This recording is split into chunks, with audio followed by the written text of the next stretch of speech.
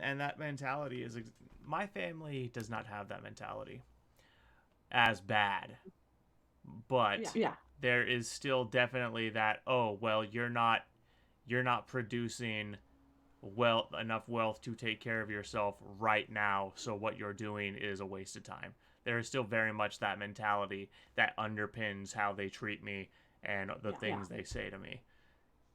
Like mom, like just the other day, mom was like, "Zach, you've been doing the YouTube shit for so long, and it hasn't gone anywhere." It's like, actually, it has. Like, I have a Yeah. minor following. Like, I definitely have an audience. I'm not huge yet, but guess what? Most people, like Brett Coopers, are extremely rare. They're the outlier. Right. Most people that have a huge audience, it takes like 5 or 6 years to get it. Some people it takes Yeah. longer. And also, Brett Cooper, she was a child star previously, so she had that going for her, and money, like, to back her up to get started. So she didn't come from nothing, Right, and like what we're actually doing. right, Not to throw any shade or anything, but I'm just saying, like, yeah, she yeah. had a leg up. The notion that Brett Cooper came from nothing when she was a child star and very obviously had outlets with which to reach out and put herself in a position to get and utilize these opportunities. It's like, no, you did not come from nothing, Brett. Like, no disrespect. I like Brett Cooper. I think she's a talented and interesting young woman, and I would Yeah. be honored to make her acquaintance or appear on her show or whatever. But the Yeah. idea that she came from nothing, ha, Yeah. ha, ha. Yeah, because I thought that was kind of funny when Elijah was talking about that when he interviewed her about how, oh well, you just really came up from nothing, and then she went on to talk about, oh yeah, and then listed off all of her channels of affluence, and I was like, oh Right, right. yeah. It's like, yeah, Yep, you came from nothing with all of that money and you sure came. connection. You sure came Mm-hmm. from nothing. Yeah. With your Like parents that, I'd like to come from that kind of nothing. yeah, with your parents that put in the work necessary for a parent to put in to make you a child star, which is, I'm not saying that Yeah. child stars don't put in a certain amount of work, because they still have to memorize lines. Obviously, they still have to go to Right. the audition and get the audition and that kind of shit. But it's like, Yep. when you're talking about someone who starts off in child acting real young, like I think she said she did, like she started 8 or 9, your parent is doing most of your work. You're not getting your own auditions. You're not getting your own agent. Your parent is setting you up for success, and all you have to do is, frankly, like, not suck, because child actors that don't suck are hard to come by. So Mm-hmm. all you have to do is go to the audition and not suck, and eventually you'll get picked up. Yep. It also helps too, knowing somebody who did get into that kind of thing. It helps that you all pretty and that your parents have money. Right. Yeah, she definitely lucked out in the looks department. She is definitely a fetching lass. Yeah. do Yeah. do do do do do do. I don't. Oh yeah, that's right. I was going to check out. So the first thing we're gonna check out is the thing from Hillary Clinton, the trailer from Hillary Clinton, Gutsy. It's like, oh, Oh boy. it's so gutsy, so gutsy.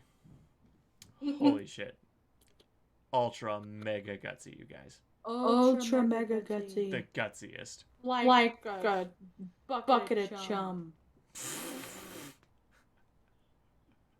More gutsy than a bucket of chum.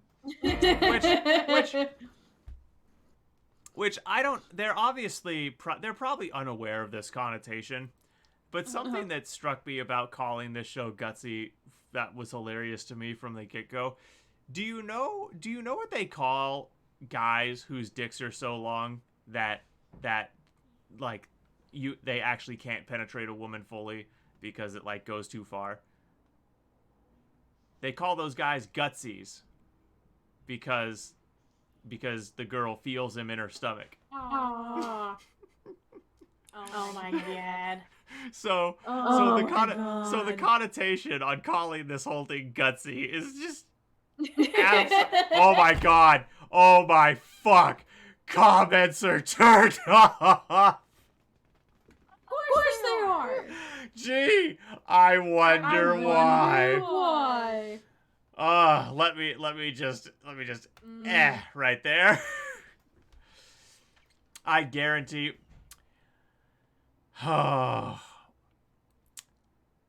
almost 100,000 views. 1.2. I guarantee you there's at least 5k dislikes on this. I would literally bet hard money that there is at least 5k dislikes on here. Yeah. All right. God. All right. Okay, here we go. Are you going to play? Are you going to play it in the Oh, in the Discord? Yeah. I can play it in the Discord. Well, I mean, here. Oh, hang on.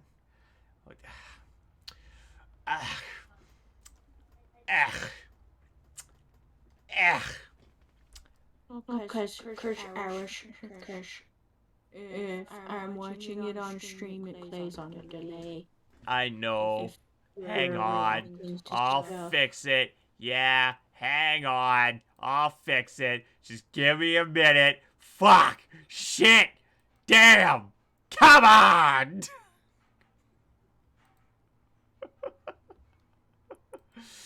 I'm here looking, but you know I support you. Hey, for sure, Owen. I sincerely appreciate you being here. And yeah, any support, you know I appreciate, brother. I hope you're doing good, bro. I just, you know me, Owen. I'm too opinionated, and my thing is I can't stand by idle anymore. I gotta start making this like the sooner more people start making it an issue, the sooner the issue goes away. That's all I'm saying. That's right. We're hitting the road to shine a light on women who inspire us to be bolder and braver. Leadership. Bolder and braver. Yes, Hillary, it takes so much bravery. So much bravery is what it takes to destroy evidence in a child rape case. Yes. It takes so much bravery to break the law to get off a child rapist, Hillary. You got to be so bold and brave to do that. And evil. Very evil. Yes. But also bold and brave. Yeah. Because don't you know supervillains are bold and brave. Yep. That's right. You know, and another thing, it takes a lot of bravery and boldness to ignore calls for help from your embassy and let a bunch of Americans get killed in a terror attack. Very bold and brave. Very bold and brave. And then to ask the congressional committee who's questioning you about the matter, and then to say to them, what difference does it make? Very bold, very brave. And using BleachBit to clean a bunch of highly damning evidence off your illegal server so that you can get away with treason. Very bold, very brave. Yes. Just like it is also very bold and brave to allegedly have suicides done on people. Allegedly. Yes. Just like it's very bold and brave to cover up the tracks for your husband, who is a multiple sex offender, probably, most likely, highly, definitely, allegedly with multiple children. So bold. So brave. Allegedly. So brave. What we're saying is, Hillary Clinton, go burn in hell. Doesn't look one way. It's a giant rainbow. You're not gonna break me down. You'll get worn out before I do. Women who push us outside our comfort zone. Megan? No. And make us laugh. You mean pretend to make us laugh? Or just make us laugh at how ridiculous it is that they are where they are. I want to point out two things. First, Amy Schumer is quite possibly the least funny person to go on stage as a comedian that has ever gone on stage to attempt to comedian. Tina Min Square. Respect for the name. Respect. Yeah. Why don't you ask the kids at Tiananmen Square? Fucking love that song. It's a great line in that song. How's it going today, man? Welcome in. Welcome in. Yeah, pleasure to have you. We're just talking about the Gutsy trailer from Apple TV. This is hilarious, bro. Predictably, the comments are turned off. Gee, I wonder why.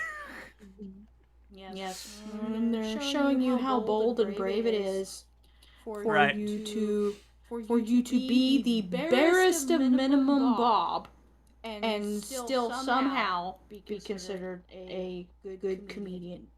Right. It's so bold and brave. And then look, I normally I don't like to do this. I like to keep it about the issues, but I just feel compelled by my male nature to say Chelsea Clinton looks like a ghoul. It's like, man. She's like, hi, I am what happens when you turn a donkey into a human. Caitlin, come on, man. Not right as I'm taking a drink. Sorry. I almost painted my computer with chocolate milk. Well, I mean, come on. Like, that is the most inopportune time to pause that right there because it is. She straight up looks is. like a donkey. And like I said, that really isn't a low blow. It's a cheap, unsophisticated attack. Someone is watching stream at the same time. Echo. Caitlin, do you have the stream on? I do, but it's on my computer and it's muted. I'm wondering what the issue... hang on. I don't have it open on my end. Yeah, because I'm not getting an echo. My headphones are in... The echo's on her side? Okay, hang on.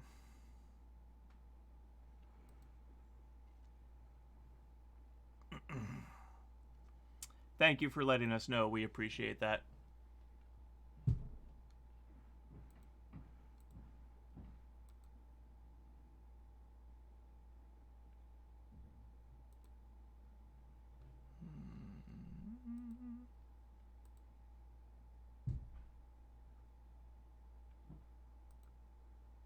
Is that fixed?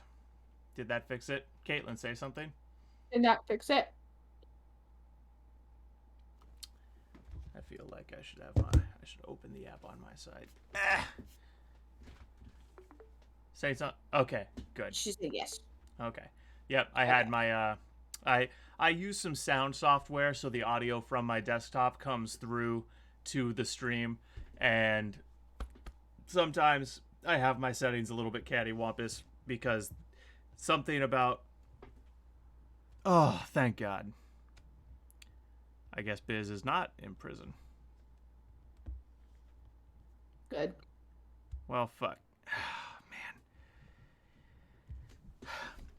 I'm live on stream, but as soon as I'm off, I'm calling you. Your ass better answer.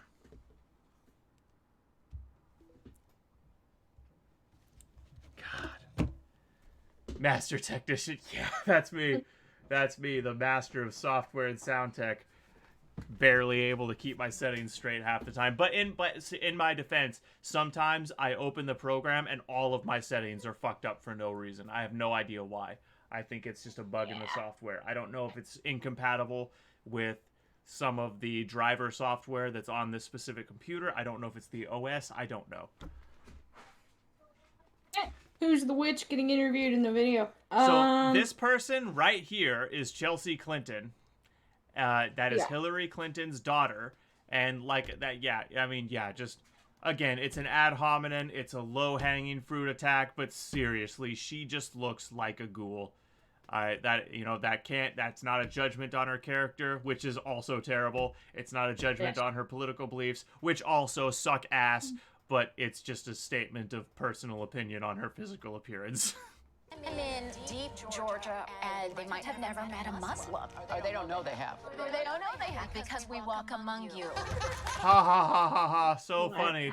Muslims exist, and sometimes people don't know you're Muslim unless you tell them. Ha ha ha ha ha ha ha. Oh, they're so redneckish and hickish. Which, man. It's like, okay, Atlanta people. I mean, there are a whole bunch of Muslims in Atlanta. This is the thing. I didn't know that was a thing. And even if it wasn't a thing, it's like, it's still not like what these people, what the erudite elite find funny, what they all laugh at is so. Do you have a barf bag? I have a trash can. I have a trash can. It's a hard plastic one. I don't use trash liners because I don't believe in wasting the extra plastic. Just clean out your trash can if it gets dirty. But I do have a trash can nearby. Yeah. Yeah. Never did understand trash bags. Why would I spend $20 on a bag of on a box of plastic bags when not using them is free? And I cannot use them for months before the trash can actually needs to be cleaned out. And to clean it out, it's rinse, a little bit of soap, scrub the chunks off, you're done. Yeah. Oh, yeah, man. Oh, yeah. They're so oppressed. They're so oppressed, bro. God, I wish I had a way. Oh, okay. Your comment is on screen. Yep. Just so oppressed. Just the most oppressed people you've ever seen. Most oppressed. It's so bold and brave and gutsy. Yep, that's what it is, guys. Like how oppressed Lizzo is. Mm-hmm. Yeah, by her fucking blood pressure. You have a marriage that has been on public display. Now Ben Shapiro made a great point about this. I watched his thing about this, and I have to steal his point because it's too astute. Hillary and Chelsea Clinton are the producers of this show. And who is one of the featured interviews in the fucking trailer? Hillary fucking Clinton. Uh-huh. This woman is such a blatant narcissist. And you know what? And I've been saying this as soon as I heard about this show, and this is just all the evidence you need to basically have it completely confirmed to you. This fucking show is nothing more than a public relations piece because she's going to try to run again. Mark my fucking words. She's going to try to run for president again. Joe is not going to make it, and the Democrats know it, and they have no options. They have no one who has national appeal. They're going to fucking try to run Hillary again. Yep. Well, yeah, because they're like, well, we can't exactly run Kamala Heels Up Harris. Heels Up Harris. I love that. Well, hey, it's catchy. I think Earth is oppressed by... I like you. You should hit the sub. You're right at home here, bro. You should... Oh, not the sub. Not on YouTube. The follow button. We're not on YouTube. Yeah. Oh, man. That is absolutely fantastic. I think the Earth is oppressed. A marriage that has been on public display since the beginning. You said the gutsiest She thing you is ever did was oppressed stay by her in your type marriage. 2 That doesn't mean diabetes. that's right for everybody. To throw someone's life away when people really do make changes. I just believe in second chances. Oh, you mean like cancel culture? Oh, you mean like all the people you've run off the internet and gotten fired from their jobs and who have committed suicide? You mean like those people that your side of the political spectrum has literally destroyed their entire lives? Like the bakers who wouldn't put a message on a cake and so they were ran through the court system for a decade? You mean like the people who, just made a casual tweet that they didn't support your ideology and then you got them fired and their wife left them and they killed themselves? You mean like the kids that you forced into genital mutilation by indoctrinating them with critical gender theory? Like, Caitlin. Yeah. Yeah. Yep. It's like, yeah, because, it's so bold and brave and gutsy to make a sex tape. Right. In order to get yourself famous. Right. Now, look. Mm-hmm. I'm not gonna sit here and claim that Kim has absolutely no brains, because she took that sex tape and used that to launch herself into superstardom and maintains a fortune in her name. So she clearly has to have some brains. It's not entirely her, though, that has the brains. It's actually her mother. Yeah, I am aware that her mother is part of the engineering of the whole thing. I am aware of that. Yes. But here's the thing. When you have that kind of money and that kind of power, it's very easy to go completely off the rails and fuck everything up for yourself, and she hasn't done that. She has successfully worked with her mom to build this empire around herself, so she's not completely incompetent. Yeah. Well, I mean, her mom has been very good about being mom and keeping house and keeping things clean. Do you know how much at least time on the it takes outside, to spread your legs? I mean, yes. as someone who is absolutely whorish, yes, I am well aware. Yeah. My mother needed rehabilitation, not prison. Your survival. So your mom needed rehabilitation, not prison. It's very interesting that you would say that, because Trump did the most historic prison reform, which freed thousands of black people. And that was like the most historic prison reform in like a decade or more. Yeah. And yet you're throwing your weight behind Hillary, whose husband signed the 1990s crime bill that put tens of thousands of black fathers in prison for minor drug violations. And your party, correct me if I'm wrong, but it was the Democrat Party that legislated for the food stamp and welfare regulations that made it so that mothers couldn't get those benefits unless the father wasn't in the home.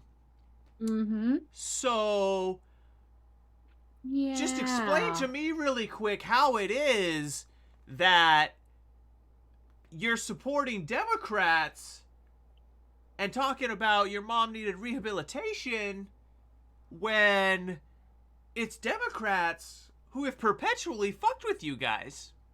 Yeah. It just drives me nuts. These people have no self-awareness, no historical context. It's like, you think that the Democrats stopped being racist after the Civil Rights Bill was passed? You think they stopped being racist after the Revolutionary War? Are you people fucking idiots? They started out the party of racism. They maintained being racist. And they are still, to this day, to their fucking core, the party of racism. Bill throws women. I mean, listen. I like throwing women around too. The only difference is when I do it, I have their consent. Yes. To throw someone's life away when people really do make changes. I just believe in second chances. My mother needed rehabilitation, not prison. Your survival is your power. What does that mean? Oh, your survival is your power. What the fuck does that mean? I'm not saying that it is completely impossible for further context around that statement to save it. It might be the case that with the context that makes a little bit more sense. Mm-hmm. But the fact that that's in the fucking trailer for this thing with zero context is not a good look. But in isolation, that statement makes this much sense. It's retarded. Right. Yeah, Tiana says it's garbage.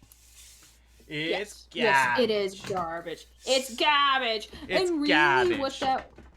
All that was they were like, oh, look, wine moms, we have the main character from Special Victims Unit, like the show that you watch all the time. Look, see, we're so cool and relevant. Right. It's like, dude, just like believe. Oh my god. No, yeah. Believe me, Caitlin does not take offense to that. No, I do not take offense to that at all. Yeah. The believe all women thing is so... Believe all women unless they're conservative or telling you that Bill Clinton raped them.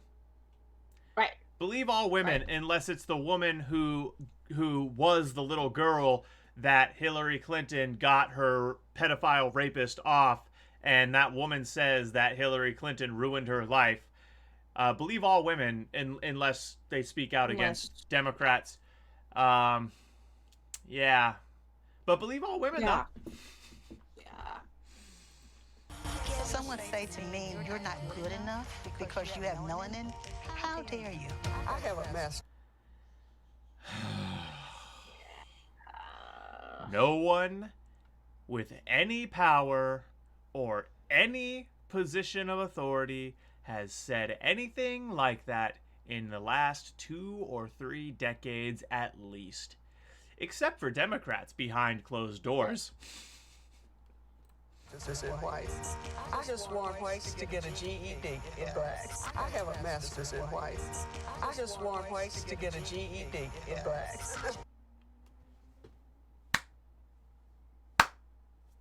Woohoo. Wow, you sound so clever.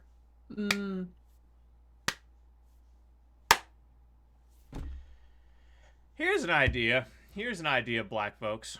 And this is gonna... I'm not even American and I hate this bitch.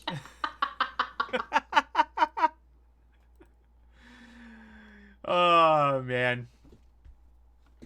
Yeah, here's an idea, black folks.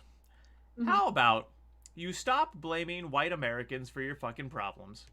How about you stop pretending that slavery is the reason that you can't get ahead?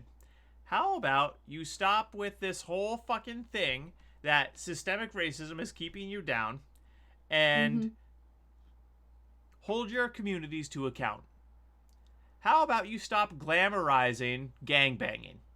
How about you stop gang-oranging being on the streets? How about you stop glamorizing fucking anything that moves for both men and women? How about you stop killing your young men? How about you stop telling your young women that the only way they're ever going to be able to support their kids is by being on the welfares, which unfortunately is getting more and more true because of Joe Biden. Yeah. I am just so tired. It's like so fucking old, bro. Like, really? Yeah.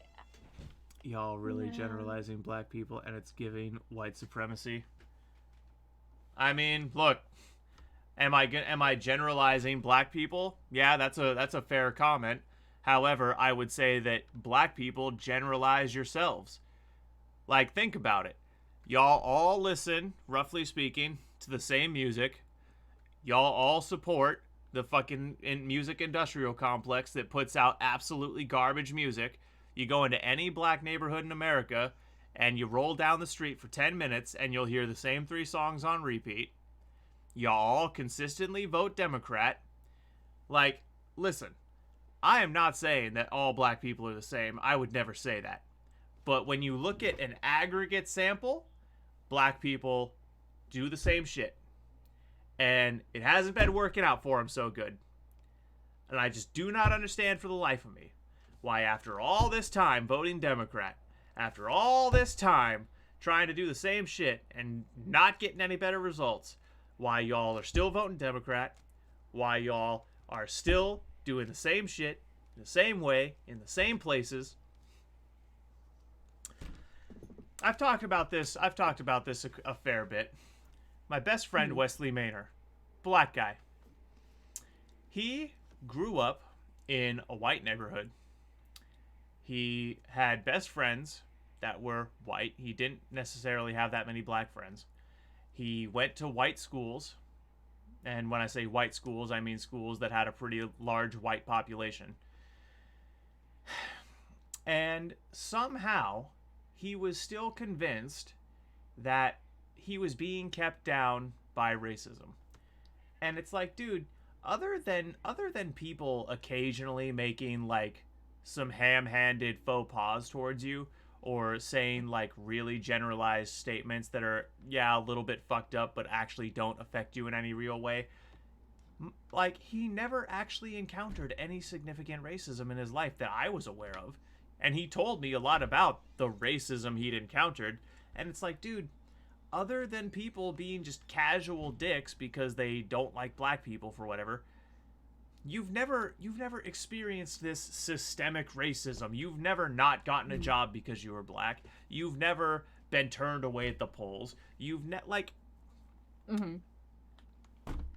And by the way, we're in Washington, one of the most racist states in the union. So America is so racist. It had a black president, exactly. Name one female president. Yeah. America, better than Obama. Here's the real kicker. America is so racist that blacks are like 16% of the population, and they make up like at least 50% of the entertainment media complex. We're so racist that some of our black entertainers are the highest paid, the most popularized, the most glamorized. We're so racist that Bill Cosby was known as America's dad for a while. We're so racist that Will Smith was held up as a culture icon for like 3 decades straight. We're so racist that we all universally agree that Dave Chappelle is one of the funniest motherfuckers who ever lived. I absolutely love Dave Chappelle. Like, don't try to tell me we're a racist country. It doesn't fly. Why do I think that black people generally only become rich and famous in entertainment? Well, I think there are some very interesting sociological and economic reasons for that. I think that black entrepreneurs often don't have the resources they need because they try to start their businesses in black neighborhoods where there is no money.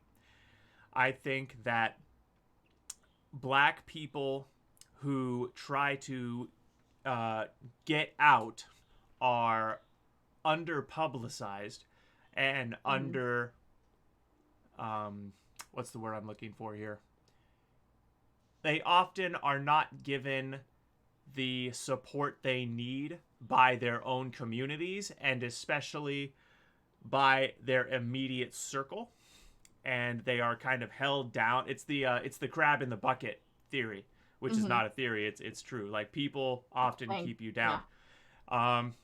And I think that on the flip side, to more directly answer your question, I think that black people, and I'm fascinated by this, and I continue to be a student of this phenomenon, but black people have a certain charisma that runs through their culture in the American black culture. They have soul. And there's a certain energy that black communities have that you just do not find in white communities. This charisma, this energy, this vibe that black people have that is very invigorating and charming often, and it makes people want to be around them. It makes people want to mimic them because they have all this charisma and energy.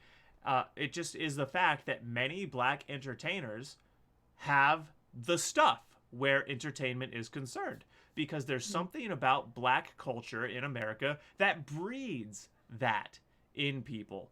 And it's very interesting, and it's one of the best things about black culture in America. I'm actually immensely fascinated by it. I just can't describe it in any other way than they got soul. Like, and this is why so many of the earliest jazz musicians and rhythm and blues musicians were all black. I mean, rhythm and blues was created by black people, let's be honest here. Same with jazz. And jazz is a distinctly American art form, and it was predominantly created by blacks, and I fucking love jazz. And so yeah, that I think the reason that there's so many rich, famous black entertainers is because they, like, black people have a unique talent to entertain. It's one of the things that they are disproportionately good at, in the same way that many blacks are disproportionately good at athletics.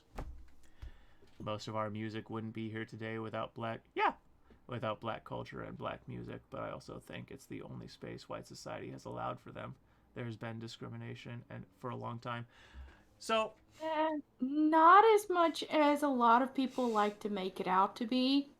And you can go back and you can look at a lot of places where Herman Cain actually talked about this.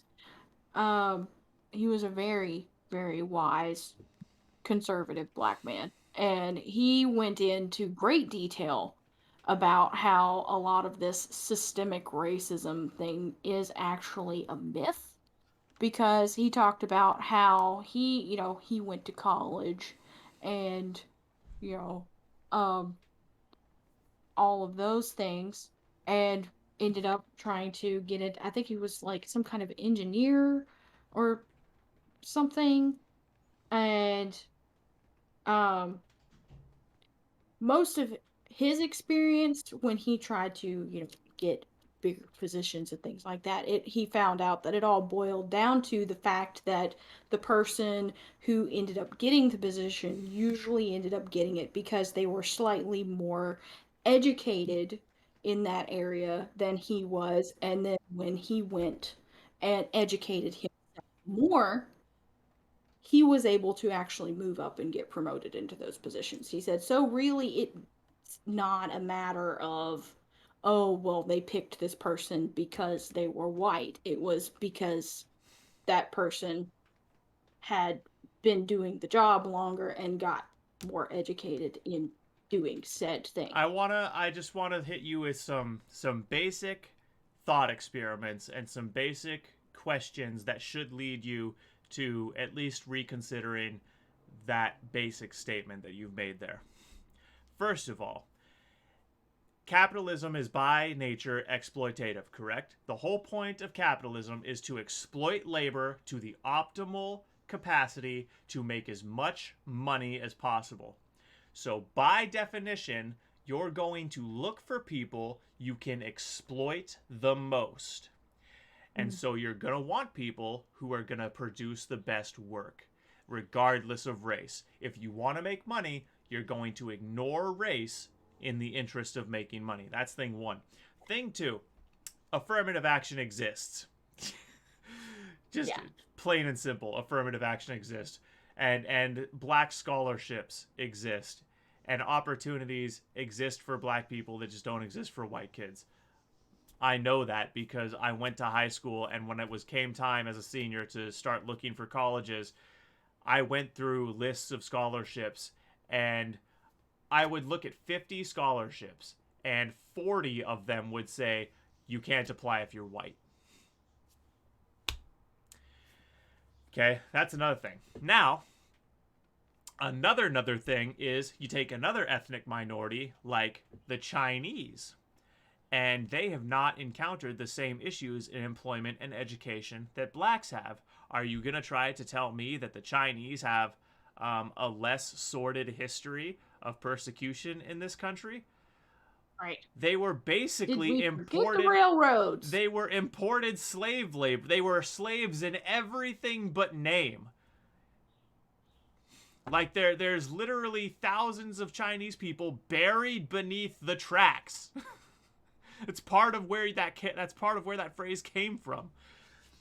And so, but yet Chinese people, Chinese immigrants do very well in education.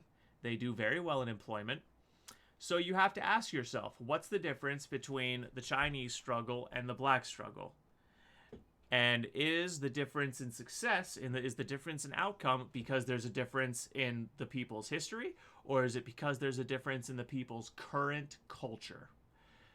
The Chinese have a culture that is very success and personal responsibility and personal honor oriented. And black people are told that if you're kept down, it's because the system is keeping you down. If you don't succeed, it's because the system is fucking with you. I think that speaks for itself. I really do. Yeah. Well, it's because they want to build up a mentality of entitlement of you are owed all of these things, regardless of whether or not you're actually putting forth any effort to go out and get these things for yourself. And they're also told that, well, see, you're not able to go out and get these things for yourself because for whatever reason you're just not as, you're not adequately equipped enough to go out and do these things. Right. Which you is, want to talk you want to talk about discrimination in employment and education? How about the discrimination of low expectations? How about the racism of low expectations? Yeah. Oh, you poor little black man. You would never be able to get this education or this job if we didn't help you, if we didn't specifically write a law that gave you an advantage over the white kid, over the Chinese kid, because you're too inefficient, too uneducated, too stupid to do it on your own. So we're going to give you extra scholarships and lower the mandatory SAT score specifically for people with a certain amount of melanin just so you can kind of sort of compete. That is so fucking racist. So stupid. That is so fucking racist. Disabled people shouldn't be forced into using up their savings just to survive if they have to stop working. The system is completely rigged against people who, through no fault of their own, cannot work. Well, that's kind of besides the point of what we're talking about now, but I agree with that basically, yeah. But that's besides the point of what we're currently talking about with race relations. Ableism also sucks. Yeah, ableism does suck. Disabled people shouldn't be forced into using up their savings just to survive if they have to stop working. The system is completely rigged against people who, through no fault of their own, can. I wouldn't necessarily say that, though. I can't speak to that too much because I'm not disabled and I've never been disabled. But we do have Social Security payments and Medicaid and that kind of stuff for people who can't work. Do y'all ever have a black person hosting the stream with you? Unfortunately, no. I do not have anyone who's black to come on the stream with me. We have. Who? We had John on. John. When we did the show. Oh, yeah. The guy who wrote Last Angel Warrior. Yeah, he was cool. Yeah. Yeah, we've had John on. I wish I could stream, but I don't have a PC. Yeah, you gotta have at least a somewhat decent PC. Yeah, hells, we have had black people on stream. I don't have anyone who's, able to come on consistently. And I am from a very integrated family. Well, that's kind of besides the point, Caitlin. That wasn't the question. Yeah, well, I'm just saying if he was aiming it from a, are they racist or not? Yeah. Right, yeah. I am too hot. Man, I'm ditching the... I don't Chad isn't even here. I know, right? Yet it's... Plus no job, yet it's hard being autistic. I'm not autistic, but I am neurodivergent. I have about a dozen fucking things that make holding a job difficult. I'm not sure I can empathize to the full degree, But believe me, holding a job is not easy for me either. Thanks for the dialogue. Hey, for sure, Hells. I hope to see you back and have a good day. And same, wish you well and go forth and prosper. Everything is rigged to force you into poverty, and then the help they will give you will be far too little. I do agree, game, that the system is rigged to put you in poverty, especially in states like Washington, for example. It is so blatantly obvious that the system is designed to destroy the middle class and lump everyone into the poor and ultra-rich category. And there is no middle class. I mean, the shrinking middle class has been a problem for a very long time. And yeah, it's getting worse by the minute. Yeah. But anyways, we are so far off track, and we're only 1 minute through this fucking thing. Every single person makes some impact on the planet every single day. We can choose what sort of difference we make. To be gutsy. Yep. She's like, because it's so gutsy to be like, human beings suck. We should let the monkeys take over. It's like, darling, they already have. Listen, folks, you don't need to tell monkeys to monkey. They just monkey. Monkey. Poverty. It's funny how people will say capitalism breeds innovation, and yet it still hasn't innovated a way to house everyone. Well, that's not true. That's just not true. So, the housing crisis is not the fault of capitalism. The housing crisis is not the fault of any... It's not the fault of the market. I wish I understood that that's one particular political issue that I'm not as versed on as I could be. But there really is no argument you can make to say that the housing crisis is the fault of capitalism. Because right now, they're having the exact same problem in China, and they're communists. Right, yeah. Like, they're having a worse problem in China. A much worse problem. It still hasn't innovated a way to house everyone. It's not capitalism's function or job to house people. It's capitalism's job to generate wealth. And in that pursuit, it's an overwhelming success. This is the wealthiest country on the planet and has been for 50, 70 years now, and has it shows no signs of ceasing to be the wealthiest planet or the wealthiest nation on the planet. Yeah.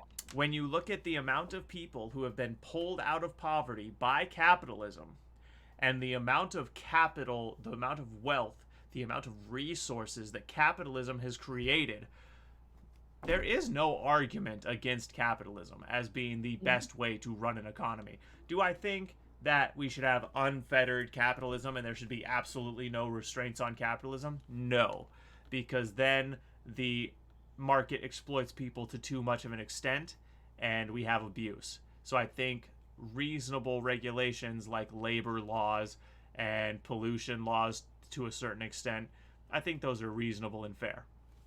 Home ownership is the path to wealth in our economy. If everyone owned a house, eventually the elite ruling class wouldn't have to do all the work for them. They'll never undermine their own existence. A revolution is the only path. Yeah. Define revolution. If you mean violent revolution, I disagree with that. I think it's certainly getting more and more inevitable with every move the Democrats make. But we're not there quite yet. We are closer than ever. I will definitely grant you that. And I do agree that home ownership is the long-term generational path to wealth. But we have gotten to a point in this country where, like you say, the ruling class is making it impossible to own a home. And that's by design. That's why BlackRock is buying up unprecedented amounts of land and property. which, by the way, they're funded with your tax dollars. Good job, Democrat voters. Right. And I absolutely understand it. I own a home. It's not fucking going well for me because of the economy right now. I bought it as an investment property, and I'm getting the absolute shit kicked out of me because I got it as a vacation rental, and people don't go on vacation when fuel costs you a leg. So you're speaking to someone who has skin in this game. I hear what you're saying. The solution is vote in people who pledge to tear down the establishment. Vote in people who campaign on and have a record of limiting the government's power to fuck with you. Vote in people who have a record of lowering taxes. Vote in people who have a record of making it easier to start a business. Vote in people who have a record of granting you more personal freedom. Vote in people who have a record of maintaining law and order. Those are the things, those are the core ingredients in the American Dream soup. Hint: Democrats never do any of those things.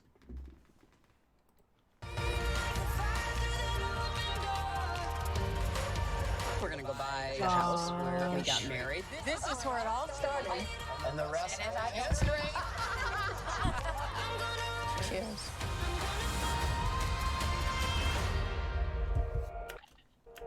By putting down the bad things and lifting up the good things, we bring balance to the world. You literally Generic platitude into pseudo-philosophical statement. Come one with yourself. Pseudo-philosophical it's okay, statement. gamer. We are here to talk. No, you don't need to apologize. This is a stream. It's not. This isn't. This isn't like. This isn't a live debate, and you're an audience member standing up and going, "Well, what about this?" Like, you're fine, bro. Right? Yeah. You're absolutely fine.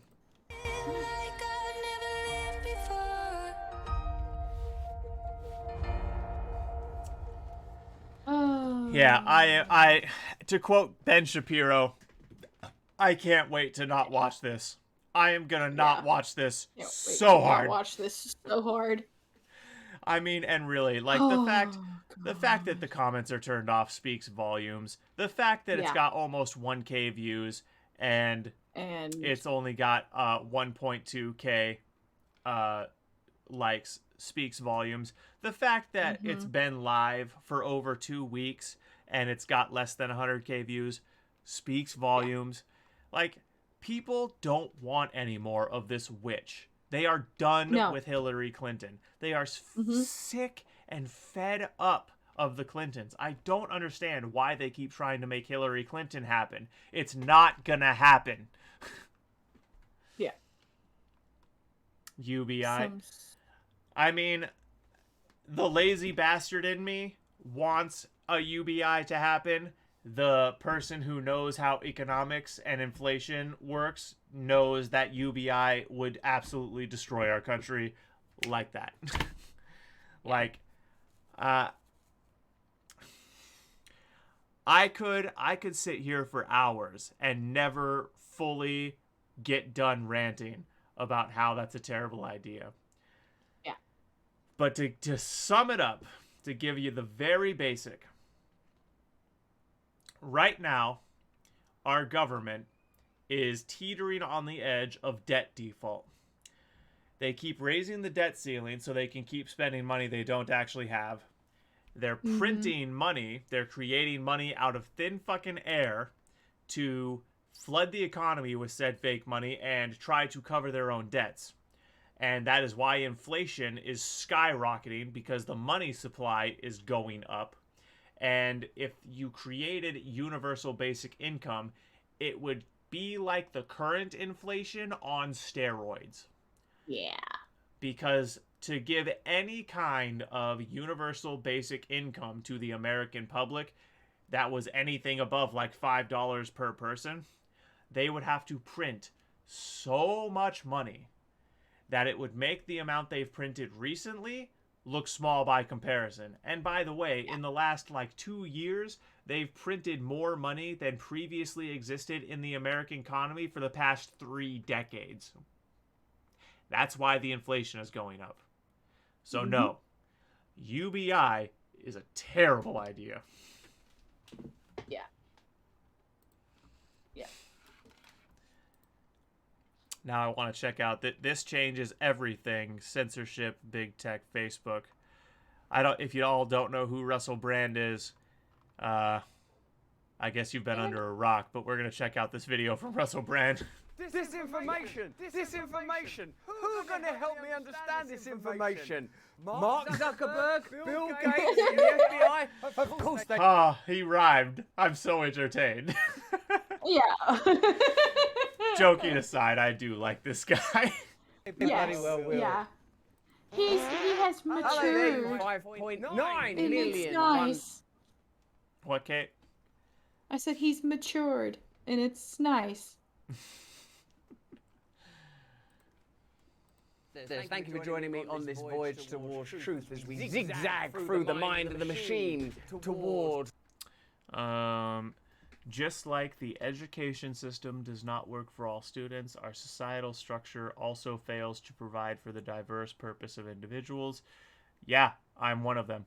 Some people are not meant to work within a structure and need a more free-flowing environment in which to thrive and contribute. I absolutely agree with that. I'm one of them. So, just to give you a little bit about me, I tried to join the military with my best friend when I was 20. Or excuse me, when I was 18. I was disqualified for disruptive behavior disorder. Many years before that, as a child, I was diagnosed with anxiety and depressive tendencies.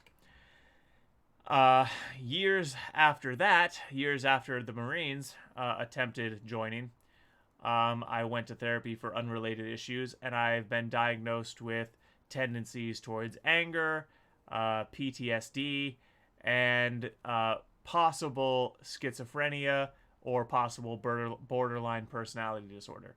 So I'm well aware of the systems not working for everyone, is my point. I am a crazy son of a bitch, and society at large does not work for me. I don't get along well with authority at all. It's the reason I've not been able to hold a job throughout my adult life. I've never had a job longer. My longest job was 2.5 years. And the reason I lost that job was because I was fed up with my bosses and I did something I knew would get me fired, but I just didn't care anymore because I was so fed up with my bosses. And that's been a theme in my employment history. I am very aware that we need systems to accommodate for people like me. The problem is creating a system to accommodate people like me that isn't unfair to all the other people. Because as much as I wish there was some kind of societal or governmental system to make it easier for me to develop my talents and contribute to society in the way that I really can contribute, which is this way. I don't know if you're aware of this, gamer. I'm an author. I write books, and they're damn good based on all the reviews that aren't fake reviews. And by fake reviews, I mean people leaving me a review that says, I watched this guy's YouTube channel, he's an asshole, don't buy his book. It's obviously a bogus review, and yet they won't scrub it. So, I am well aware the irritation and pain that comes with being someone who's in society, and the societal structures do not work very well for you, if at all, and you still have to be forced to try to get by. I understand that struggle. I remember Stan Lee saying entertainment being the most important thing. I disagree with that statement. I understand why he said it, but I disagree with it. But I do think entertainment is immensely important, and it is especially important that we propel forward entertainment that's actually good for the culture. So this is part of what I was talking about with Hell's Bells before they departed. It is super important that we, as a culture, look at entertainment that's bad for people and say that's not good for people. A perfect example would be Megan Thee Stallion and Katy Perry glamorizing being a slut. Being a slut is not good for young women. We know that. If you want to sing about being a slut, it's a free country, but we as a culture should be able to look at that and say, look, just because it's got a catchy beat and catchy lyrics doesn't mean this is good for young girls. This is actually incredibly damaging for young girls. STDs and it's amazing to me, the double standard of the left. They constantly talk about how guns in movies perpetuate violence, and then they talk about how it's empowering and good and all this fucking shit for little girls to be twerking and listening to music where they're encouraged to be sluts. And then they bitch and whine about abortion rights and talk about how little girls need to be able to get abortions without parental consent. Well, who was it that encouraged the 13-year-old girls to be out there fucking? Right. It certainly wasn't the Christian conservatives. Yeah. So, like, yeah. oh, yeah, because, the most empowering thing that you can do as a woman is to be a whore and right. also pretend to be as masculine as possible. Right. Because that somehow makes you better than a man if you act like one. Right. I will never understand the push by modern feminism to masculinize women. The Authentic Observer, who's a great YouTube channel to go watch, she's a British gal. She has some extensive content about how women in stories are being portrayed as being strong, powerful characters because they can do all the things men can do. And that's just not realistic. A transgender athlete got in the octagon with a female fighter, and guess what? That man, pretending to be a woman, destroyed the woman, fractured her skull, almost killed her. Women will never be powerful in the way that men are powerful. A woman will never deadlift 1,000 pounds. It's not gonna happen. So this lie that feminism tells little girls, that you can be just as strong as the men, you can be just like the men, you can do anything you set your mind to, it's your world, that's a lie. It's just a lie. Do women deserve equal rights? Yes. Do women deserve equal opportunity? Yes. Are they equal to men in every single way? No. There are biological differences that are immutable. And that's just basic fact. You're gonna have to... That's a very... Okay, game. This is not a personal attack on you, but you keep making very generalized statements. And... Like, I just need you to be a little bit more specific. Like, if you're going to say something like the whole income system is severely flawed, I need you to explain what you mean by that. Because that statement is just way too general. I can't even begin to have a conversation about that. It's just so broad, it could mean literally anything. And that's a bit of an exaggeration, but I'm a naturally hyperbolic person. The great burgeoning sauce. That's what I'm doing anyway. See you Wednesday. I literally make shit up as my profession. That is, yeah. Yeah. Like, we have to be big with the language. Hey, listen, guess who I chatted to? Max Blumenthal from Grey Zone. We talked about misinformation, disinformation, all of that kind of stuff. Talk about how Bill Gates put a lot of money into media organisations that potentially gives him the ability to manipulate and direct content. Mark Zuckerberg said that stuff, didn't he, on Joe Rogan? Not to mention the Hunter Biden laptop. Where did I put my bloody saucy old, dirty old, stinky old laptop? Oh, yeah! There's a lot going on out there. That's why me and Max Blumenthal had a conversation about who's directing misinformation. What does it mean, really, misinformation and disinformation? Is this just a new propagandist term, a new manipulation of language? It's interesting, isn't it? Because I suppose these new terms themselves indicate an alteration. I would hate living in a Logan's Run society refusing to contribute income to those who can't do anything is admitting that I have no use after a certain age. Logan's Run? I've never heard of that term. Logan's Run Society. I'm gonna Google this.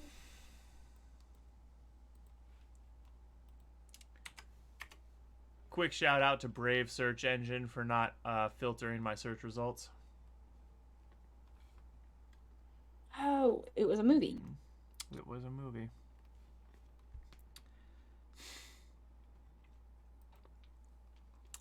Is a science fiction film. It's based on a book. The screenplay based on it depicts a utopian future society on the surface revealed as a dystopia where the population and the consumption of resources are maintained in equilibrium by killing everyone who reaches the age 30. Oh yeah, I've seen this concept recycled in various other pieces of media. Yeah. The story follows the actions of Logan 5, a Sandman who has terminated others who have attempted to escape death and is now faced with termination himself. Produced by Metro Goldwyn Mayer, the film uses only the novel's two basic premises. Oh, so it was a novel.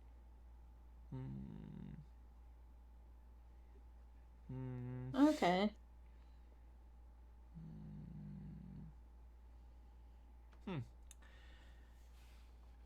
So,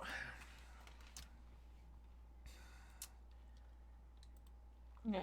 So apparently, yeah, it was. I would hate to live in a movie. Logan's Run society, refusing to contribute income to those who can't do anything.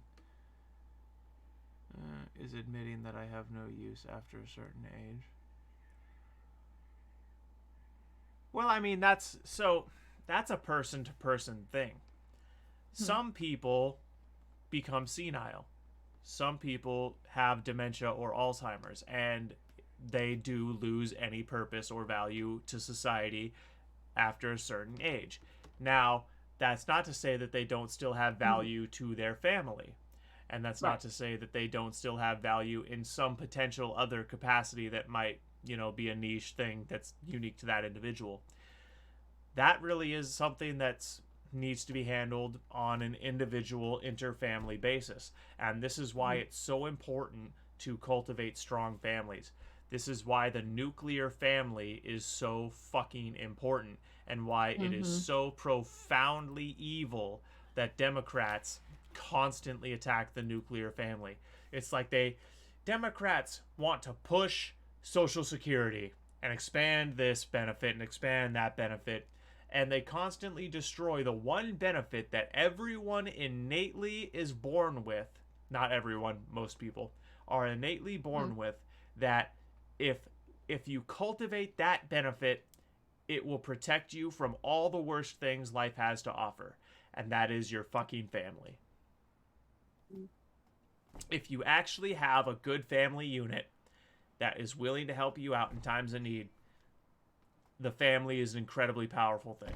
That's why culturally and historically there's such an emphasis on family, especially in some cultures like the Italians, for example.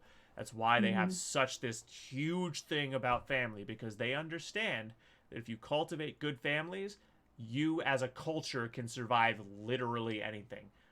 Strong cultures are made by strong families. And that's why the radical left absolutely hates the nuclear family, because the radical left is of the mind that culture should be created by the government, that the party in power should dictate culture to the masses, because the masses can't be trusted with that power. Because it's so paradoxical, because they simultaneously believe that, but they also simultaneously believe that people are inherently good, and that people are only corrupted or turned bad by exposure to evil, or by bad economic circumstances, or what have you. And those are two completely conflicting worldviews. You can't say that you can't trust people with power because they're going to misuse it, and then turn around and say, but people are innately good. And another thing, so you can't trust citizens and independent people with the power to run their families and protect their communities and manage their own finances, but you can trust people who organize into a brute force power and hold the weight of law over you and call themselves government to do it. Yeah.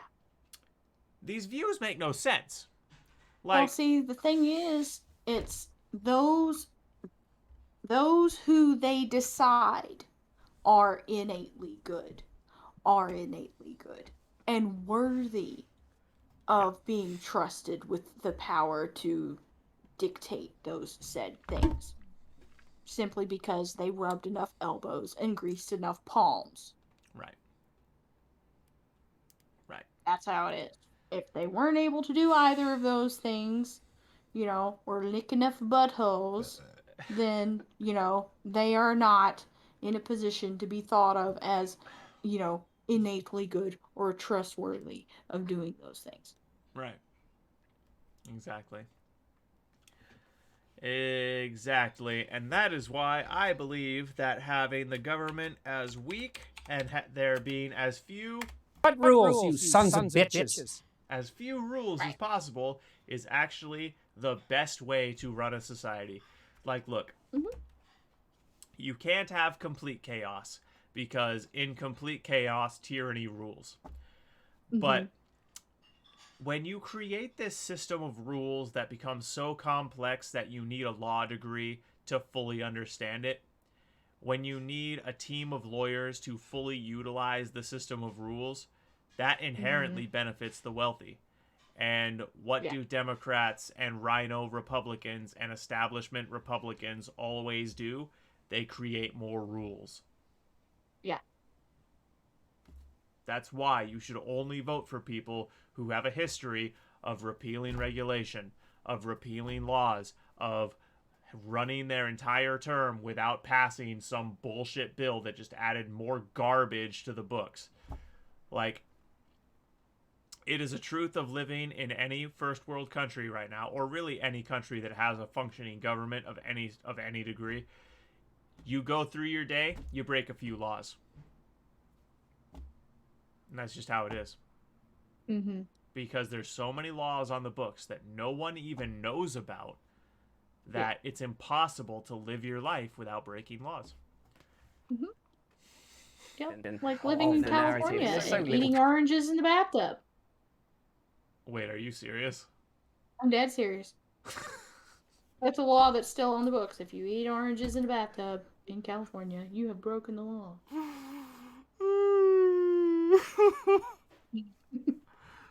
I can't imagine what the justification for that one was. Yeah, it's like, why? Trust in mainstream media, the state, and big business. We have to remain discerning. Max Blumenthal's been called all sorts of stuff, like, he's a proper whack job conspiracy theorist. But honestly, when you listen to him talking, man, Chad, you've missed it. We've actually been just straight up talking politics. It's been your element, bro. Where have you been? Yeah. Amazon is paying $60 million per episode. Well, yeah. Yeah, because it sucks. Yeah, yep, me and Kate. It's the most aggressively mediocre thing ever. Me and Kate did a whole discussion with Mason about the Rings of Power, and yeah, it's yeah. I'll be right back. I need to use the bathroom. Okay. Let's go excrete your sack of pee. So yeah, Chad. Yes, we watched it. Oh my god. It was the most aggressively average thing ever. And they like to use the excuse of, well, we only have the rights to the appendices. You already decided what you guys were going to do before you sat down and did it.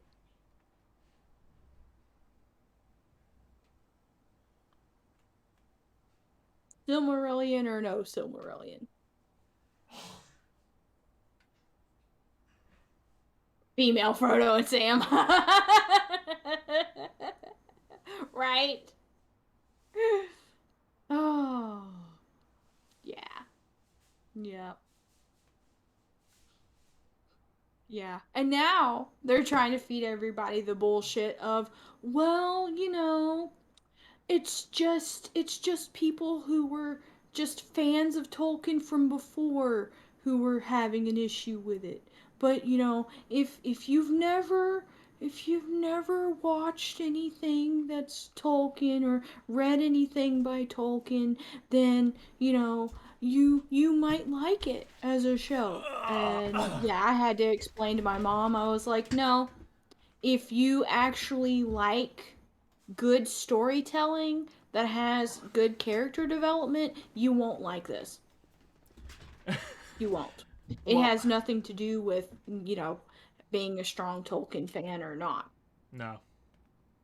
No. What did I miss in the conversation, Caitlin? Oh, I was talking about how them using the "we only had the appendices" argument was an excuse because it was obvious that they had decided what they were going to do before they sat down and did it. Oh yeah, I agree with that. I agree with that. If they, Which is why. Yeah, go ahead. I was just gonna say, if they wanted to tell a good story, it wouldn't have been hard. It's not an excuse. Oh well, we only had the rights to this. Okay, so depart from any Lord of the Rings storyline and just make a new story set in the world, and stay consistent with the rules and setting of the world, and you'll have a home run. But nope, they had to fuck up things that were already there. They had to make Galadriel a hashtag girl boss. Yeah. I really like. I never saw Steven Universe. I can't talk about that at all. I just never saw it. Yeah. I haven't watched House of Dragons yet either. I don't have a. That's Hulu, right? I don't have a subscription to them. Yeah. Yeah. Yeah, I think so. Because not only is it Hulu, but you have to have like an HBO Max plug-in or something. So. Which is extra, which is stupid. Yeah. So I'm gonna have to wait until someone, thank you, until someone pirates it on the interwebs. Yeah. HBO. Yeah. Mm-hmm. Really think that 20 years ago he'd have just been a New York Times journalist. He would have been like basically a mainstream journalist doing scoops and stories on, hey, there's corruption, boss! Do you remember when journalism used to be that? Well, it ain't anymore. Have a listen to this conversation, you're going to love it. And if you don't subscribe yet, subscribe right now. I'm really desperate to get to, not desperate, I'd like to see 6 million. Turn on the notification bell as well, because in case the algorithm's up to no good. Right? Anyway, stay to the end of this and let me know in the comments what you think. As a part of this enhanced control by the security state over the public, we're seeing the rise of this what they call a counter disinformation industry or counter disinformation experts. And they pose as civilian actors, they pose as organic, but the reality is they are a facet of the security state as well, the intelligence apparatus.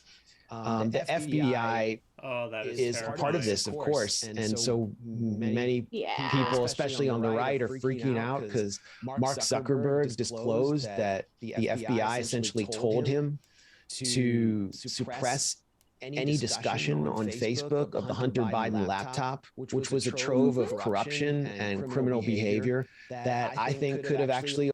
And this is something about the laptop that not enough people talk about, and that I don't understand why people I respect don't talk about this. News articles don't talk about this.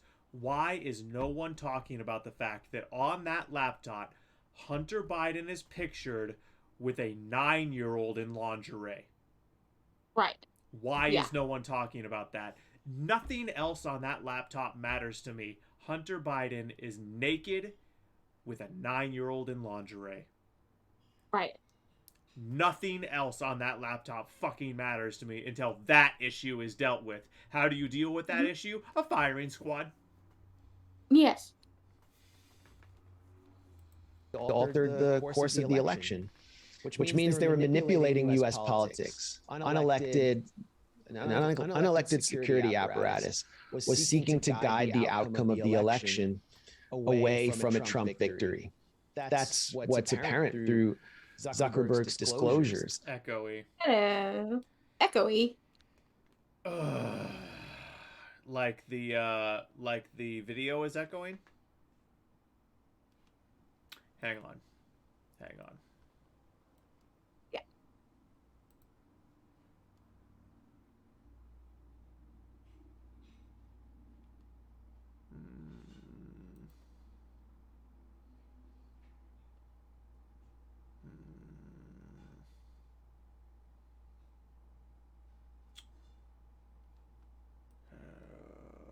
Yes, I thought the Hunter laptop thing was debunked. No. No. The left-wing media tried to say that it was fake, and then it was forensically verified to be 100% legit. And then we found out that all the major news outlets turned away the story. Rudy Giuliani shopped that story around to just about every news outlet, and they all said, we don't want to touch this. And then when it just started breaking grassroots level, because people were talking about it, Facebook, Twitter, Amazon, all did their part to suppress the story. And we know that because they've admitted it. And we also know, because people have been polled about this, that if that had not happened, no one would have voted for Biden, and Trump would be president right now. So, no, not only was that story not debunked, but that story is, in my opinion, one of the biggest modern scandals in American history. It is so fucked up what happened around that laptop. I just... I cannot figure out how...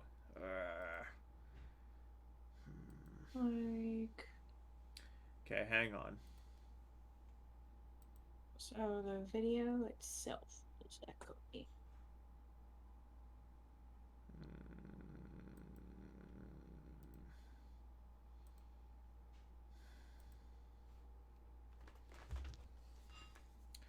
I am going to pull the stream up and give this a listen. But the FBI has been doing this for a long time. There was actually a hearing in the House on supposed foreign interference, Russian face. Okay, good. Caitlin, say something. Something?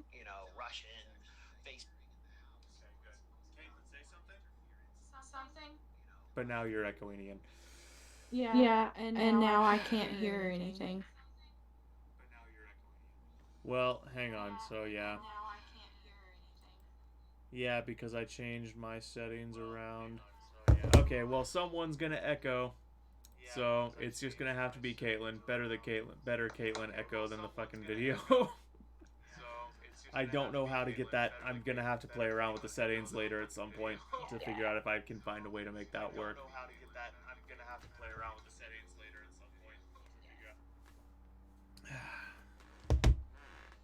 Yeah. Facebook ads and China, Iran, and Venezuela hacking the brains, all the official enemies hacking the brains of Americans.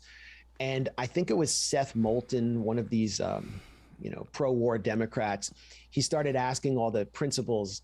It was a Zoom meeting because it was 2020. All the principals. Is there any other kind of Democrat? like outside of like rank and file, like grassroots people who affiliate Democrat, like outside of the Democrat voters, is there any elected Democrat that's anti-war? Like that, does that exist? Of the tech industry, what kind of collaboration are you having with the FBI? And one after another, they said, we meet with the FBI on a weekly basis. We have ad hoc meetings, and sometimes we just can't wait for those meetings when we need to decide on whether to take down a tweet or a post. So we'll consult the FBI on that. So that's been out in the open for years. But it's also clear that there are elements beyond the FBI that are telling social media companies what to do. And we can talk about my own experience at the gray zone with this because it's pretty extensive. We're right in their crosshairs. Why? Because Also, this isn't about speaking fighting of the this. FBI. What? Speaking of the FBI, okay, so you know how the FBI and the IRS are probably like the least popular or liked organizations right now. CBS, I believe it was, just announced that they're coming out with 3 shows that have to do with the FBI as protagonists. So, Victory Spade 89. I believe that is true. I am well aware that there were some Democrats who vocally spoke out against the Iraq War. It is also true that a Republican was in office at the time. Yes. And that was why.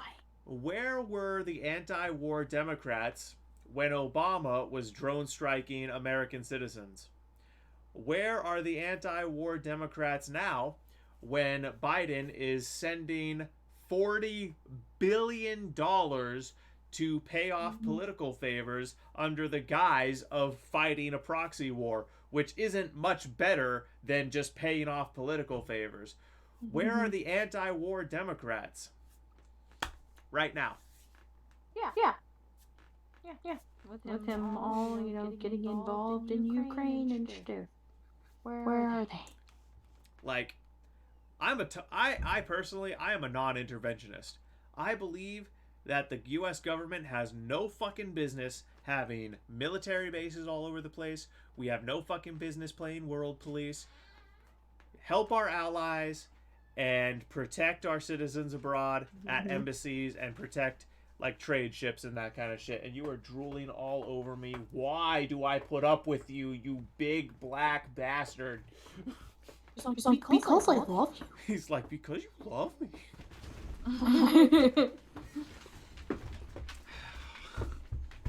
What, Bo? What? Here, get up here for the cameras, look. So the stream can realize I'm not crazy, I'm talking to someone. Like, hey, look. Yes. Look how big this dog is. His paws are almost as big as my hands. Oh my god. Yes, Bo, I love you too. But yeah, you cannot say that Democrats are by any stretch an anti-war party. That's just not true. There might occasionally be a voice of dissent. There might occasionally be a Democrat or two that says, I'm not supporting this war. But I'm dubious that even they actually believe what they're saying, and they're not just, being told by the actual leadership of the party, hey, we need someone to dissent to look good on the camera. My concern with a military withdrawal is the flare-up of all the frozen conflicts. How is that our problem? How is the world descending into chaos outside of our borders our problem?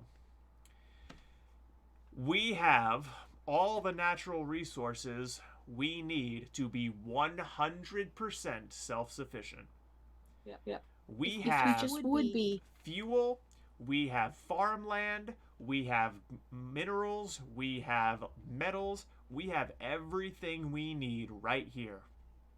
And all it would take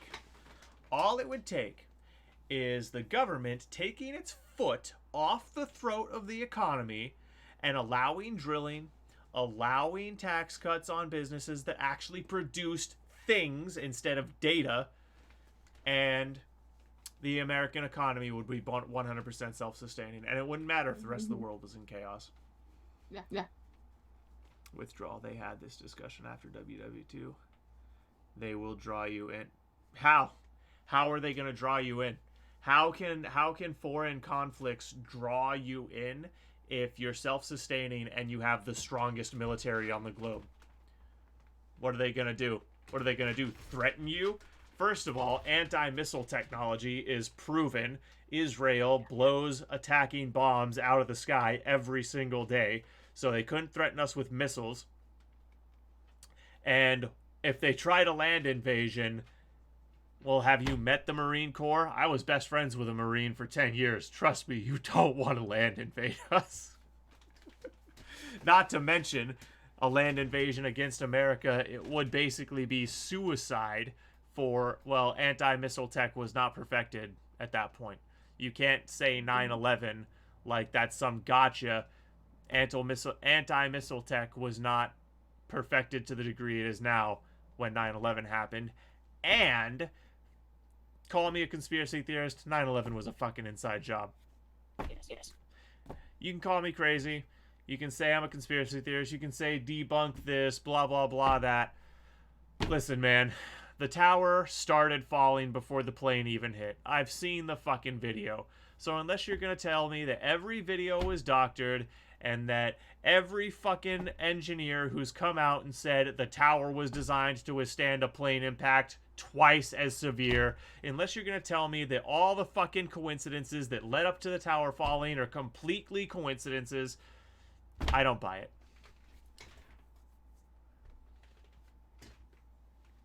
Yeah, and that's fine.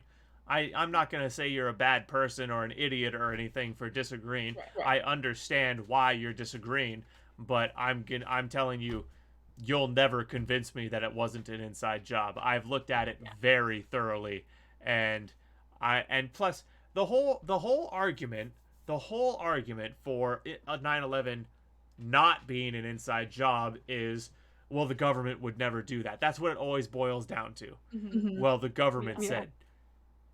The government put LSD in the water supply of an entire town to see what would happen. Yes. Yeah. And you got people out here being like, does this require more than 5 people to execute this? Right. It's like, motherfuckers. Like conspiracies that require more than 5 people to execute occur all the time. Right. Like, are you aware of Fast and the Furious under the Obama administration? They literally gave thousands and thousands and thousands of high caliber firearms to Mexican cartels. Yeah. They just gave them to them. Don't tell me the government never does anything that's blatantly against the interest of the American people. That's not even like hard to find information about. It's publicly available information. The Obama administration admitted to it. Don't fucking tell me that the US government never does anything profoundly stupid or evil. They chemically castrated black people to gentrify certain areas. Again, a matter of official record. They assassinated Martin Luther King. Like, they put tracking devices. No, they didn't. They were supposed to. They didn't. Mm-hmm. Yeah. That was why it was such a scandal. The whole thing was pitched that they would do that, and then it never actually happened. It's like, because you know from the get-go they weren't actually ever going to do that. No. They just told them, well, we're doing it. We're going to put tracking devices in it, so it sounded like it was going to be okay, but it actually, they never planned on doing that. And so let me ask you this. Okay, if they put tracking devices in there, why were there never any arrests? Why did they never get any of the guns back? Yes, we know she has an echo. Yes. We can't figure out how to fix it. Either she echoes or the video on stream echoes. I can't figure out how to fix it.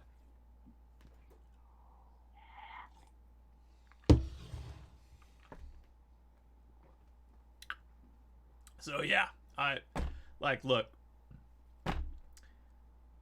It is just blatantly not true that the US government is trustworthy.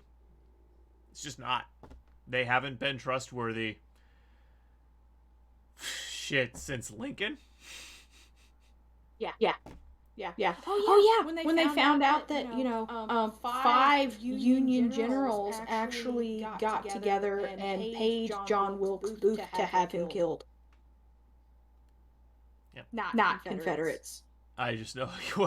Well, yeah, that's an understatement. I can't say I'm not up to date on the cartel wars either. That's just not an area of geopolitics that I pay a lot of attention to. Largely because it's outside of the fentanyl crisis, it's not having that much impact on us. They keep most of the gang violence on their side of the border, with exclusion to the people they send over here to traffic the fentanyl. Those people come over here and do a lot of damage, but you know, Democrats won't close the border, so Yeah.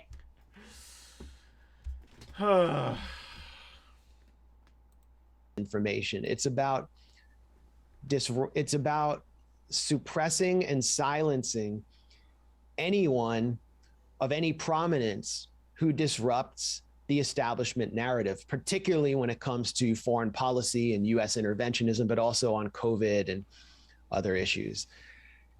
And these elements exist within the intelligence service. That's another one.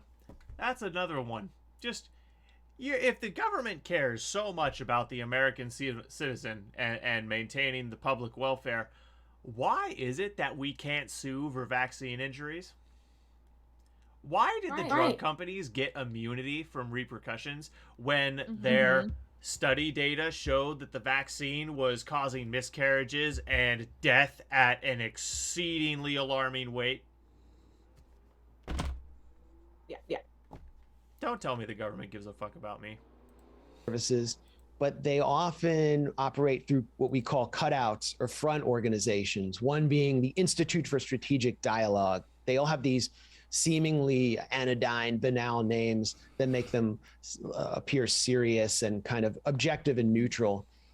And if you look at who's behind them, who's funding them, it's the US State Department, it's the British Foreign Office, which actually oversees MI5, MI6, and it's industry. It's the tech oligarchs. It's Bill Gates, who has plowed $325 million of his fortune into media in the past 20 years and is increasingly funding this new fact-checking industry, which for some reason never checks the lies that are told. The fact checkers never fact check the left, and it's been revealed in court that their articles are opinion. Yes. Even though they frame them as fact checking, they straight up said, yeah, these things that we fact check with, their opinion. Like that was in court. Our government is trash. At our least 3 don't even know what our form of government is. They call this democracy, which we are not. Facts. I liked Trump. Full disclosure, I really liked Trump, but it is true that politicians consistently call us a democracy, and we're not. We are not. We're a representative republic because democracies suck shit. Yeah. By establishment bureaucrats like Anthony Fauci or Bill Gates himself. They're always trying to guide the public into obedience and support of official policy and narratives. That's who's behind this, and they don't want their fingerprints on it when they're taking on an alternative outlet like the Gray Zone. This whole disinformation industry is actually about protecting the greatest propagators of disinformation of our time, our elected leadership and the security state that has lied us into war after war after war. Right. And they're running around calling people fascists while they're funneling billions of dollars into a Ukrainian military that has integrated literal neo-Nazi battalions like Azov and Aidar into its ranks. The irony cannot be overstated. That is something that cannot get talked about enough. The left rants and raves about how the average MAGA supporter is a Nazi, and yet you want to send more money to Ukraine where the government literally has Nazis on the payroll. Yes. Let's go. Yeah. What's up, Slow? How you doing today, bro? Slow. I hope you're having a fantastic day, Slow. Yes. Lovely evening. I don't know why Chad stopped fucking chatting. Like, this is like, I don't know. he always wants to talk. I think he's lurking. So what? Let the Nazis kill each other? I mean, what, like, if you're talking about over there, Yeah, I absolutely Yet. agree. Pull all of our support from Ukraine. Let the Soviets and the Nazis kill each other. I absolutely agree. I don't want to send the fact. Listen, nothing illustrates nothing is proof that the ruling class in this country does not give a fuck about Americans like the fact that gas is sky high. Homeless veterans are dying by suicide and OD and illness on the streets, and Joe Biden sent $40 billion to Ukraine. Yeah. Don't tell me Democrats care about Americans. Don't tell me that. Right. Yes. Let the skinheads slaughter each other. Over there. That's what they want to do.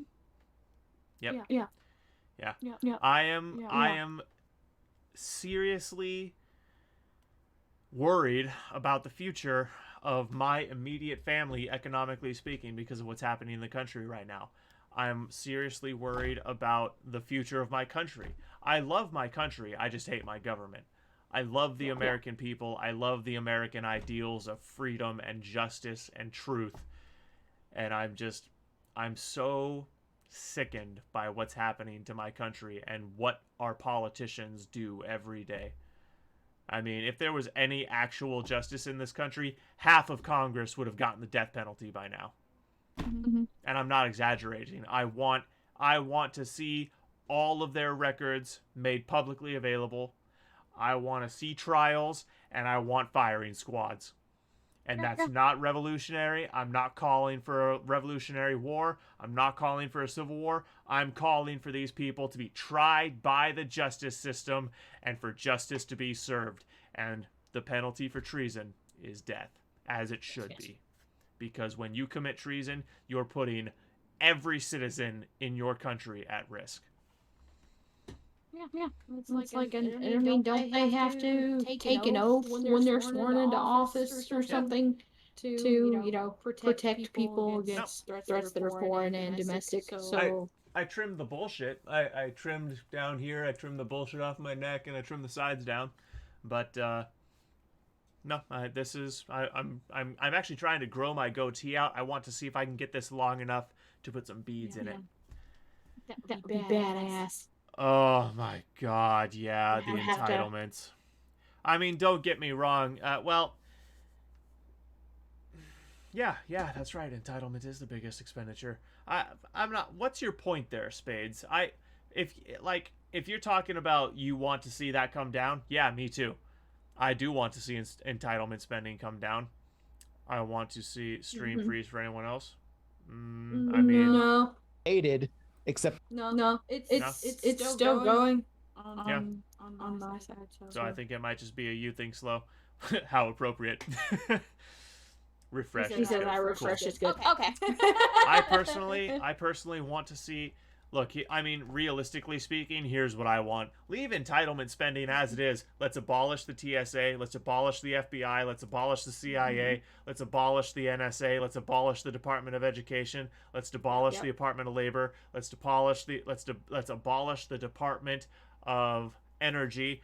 There's just so many federal departments that don't need to exist. Get rid of income tax. Get rid of income tax. And if we got rid of all those agencies, we could afford to. Yes, and shrink the IRS back down to what it was. No, abolish the IRS. Yes. Flat tax. Everyone pays 10%. And you could do it, everyone pays 10% of their income, or everyone pays 10% of their yearly consumption. Hey, Democrats, you care so much about the environment? You care so much about consumerism and materialism? You say you do? Okay.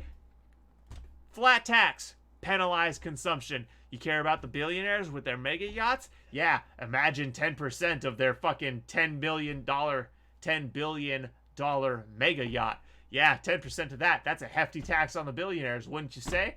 Come on. Right. Come on, Democrats. You're not being principally consistent. It's almost like you don't actually believe the things you say.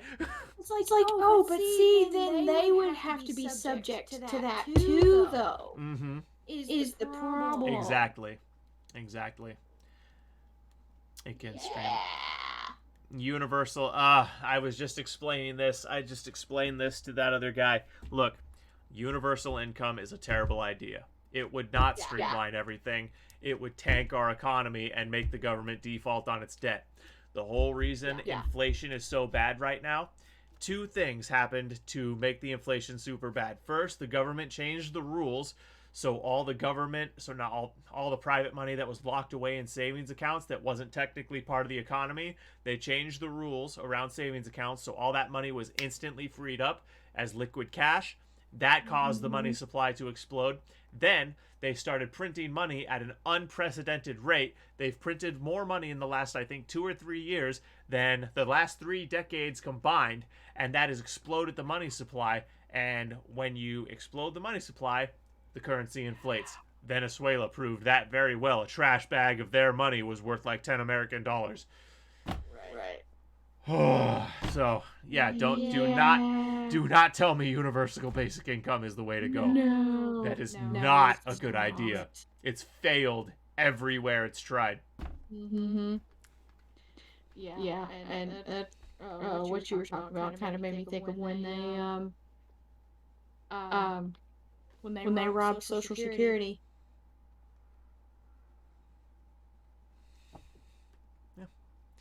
They tried, I think it was, they tried universal basic income. I think California tried it in a town for a little while.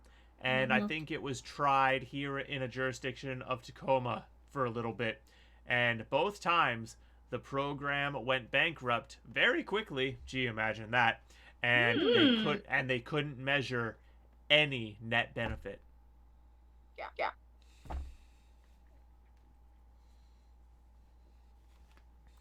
When I do state that irony, I run the risk of being censored. Yeah, so don't overstate it. Don't even state it at all. Understate it. Allude to it. Do a poem about it. Do a drawing about it. It amounts to, do you think then, Max, a kind of grooming, priming, prepping, nudging, in addition to whatever it does in terms of... Alaska doesn't have a very big population, and most parts of Alaska, people have to be paid even to live there. But it works in Alaska. I didn't know that Alaska had UBI. Let me look into this.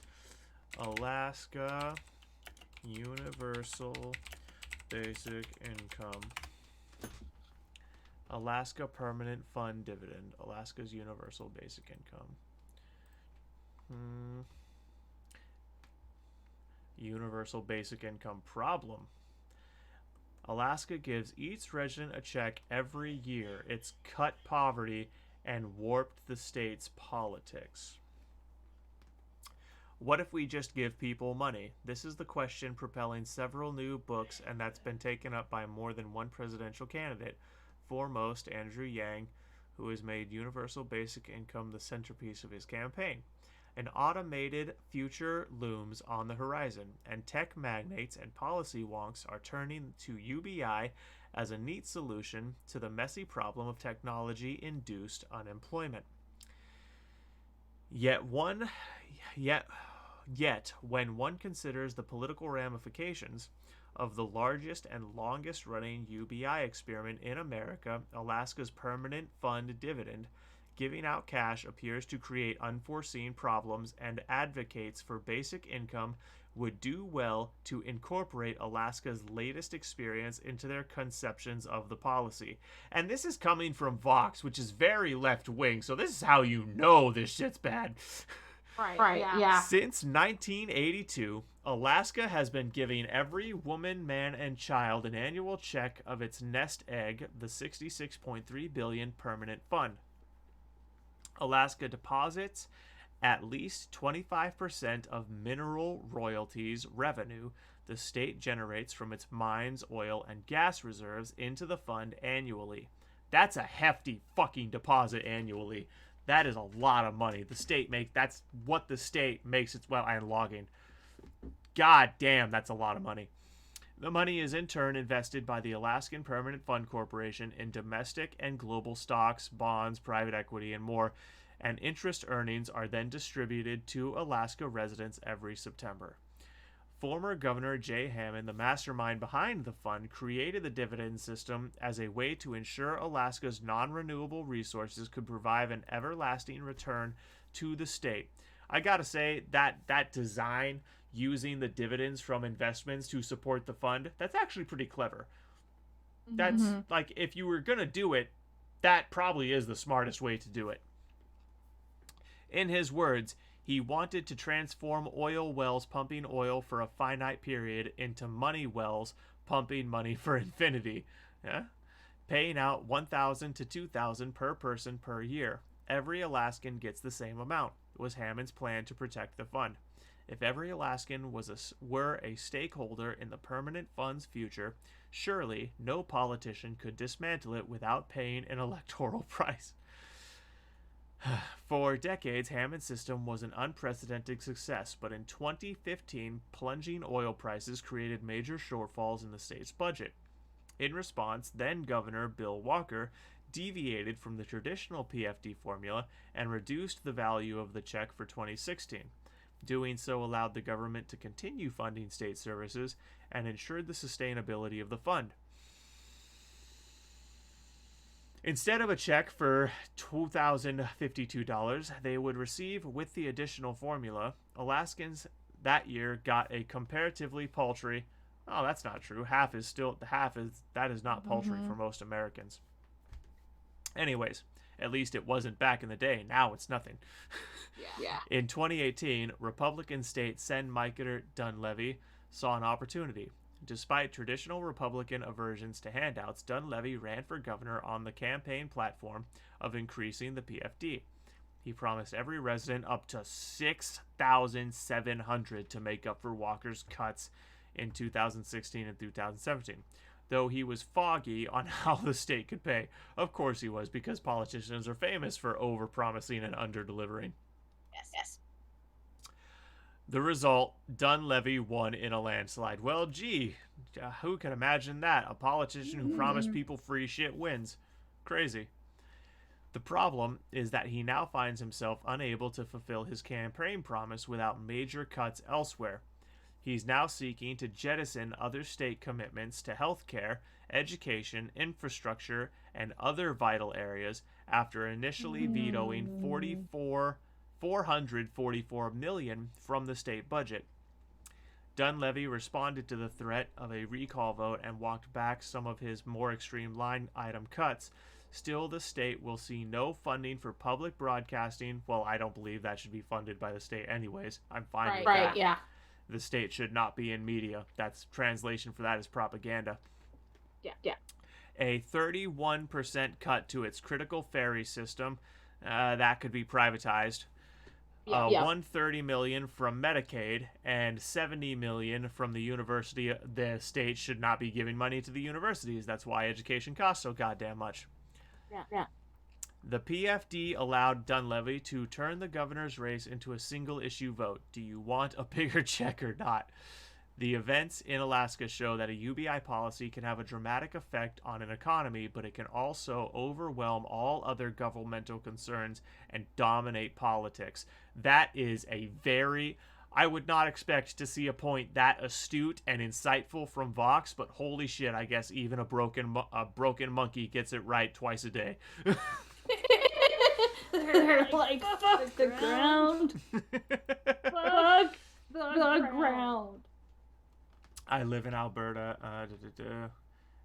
It can work if it's sustainable. But they get money back from a government investment. If it's... Yes. That's the key phrase right there. If it is sustainable. Yes, he has literally been on 41% of the time he has been in office. Yes. He has been on vacation. And we're going to get to this story over here about the Hunter Biden laptop story. Yeah. We're going to get to that very shortly. But, yeah. Where's over here? The complicated politics of the universe. Okay. So I don't feel the need to finish reading this. I under that system where the dividends where the fund is being supported by free market investments that the government has made to support the fund, that's not a bad idea. But of course, then the problem is that, like this politician did, he turned that issue into a single issue vote to win an election. And it's very easy to see how that would pollute politics. Yeah. Yeah, kind of like that sort of kind of sounds like how they do stuff in Monaco. I don't know if they do that anymore, but in Monaco, a lot of their stuff, they're famous for their casinos, and part of the reason why they're famous for their casinos because people come there from all over the world, and staying and playing at the casinos is like super expensive. So only like super ritzy people do that. We are aware she's Yeah. echoing. I can't figure out how to make her not echo. It's either the videos I play echo or Kate echoes. I'm gonna try to fix it before the next stream, but right now that's just how it is. Yeah. We'll fix it. But anyway, so real quick, as I was saying, Monaco, a lot of their stuff is run by casinos. That's how the country makes its money. Okay, for the most part. And yes, I am a wizard. Her tongue does absolutely cast magical spells. Aww.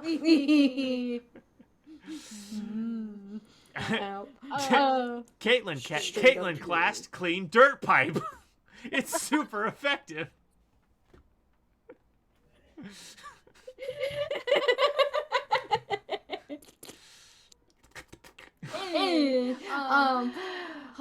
So yeah. Anyway, in Monaco, they set it up to where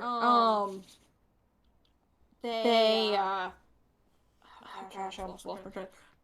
They set it up to where nobody pays for cable, and as far as I'm aware, I don't know if they changed this, but most of their citizens do not pay for electricity either, because that's all paid for by the government from the money that they make off of the casinos.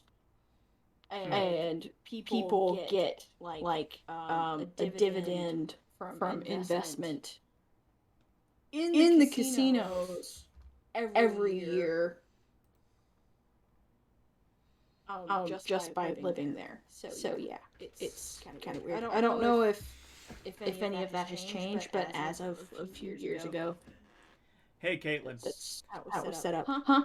I have an idea on how to fix you. Go to Live That Will Never Live, and go in there, and I'm going to switch how I have you on screen. Okay. So yeah, just leave the Discord call. I'm gonna leave the Discord call, and I'll go over there and grab you from there, and that should fix the problem. Okay. So let me.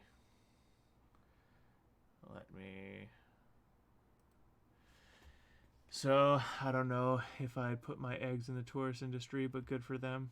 Wait, I'm so slow. I'm gonna try to fix Kate's echo. I think I can. Let me.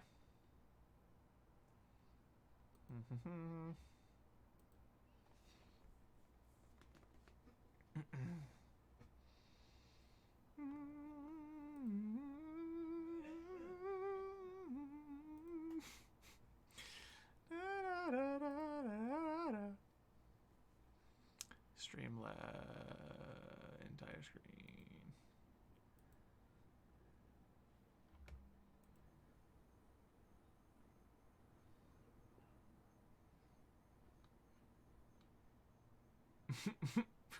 What Caitlin?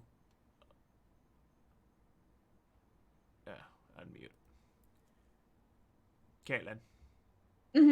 Okay. All right, cool. And now, check, Caitlin, do me a favor. Check if the stream can hear you. Okay. It could just be an odd, such as you are having her from your end, and then it's going to the stream audio. Well, that's exactly what's happening, and I design it's that's by design. She's supposed to go to my You can hear her. Good. Is she echoing? Am I echoing again? Does it matter?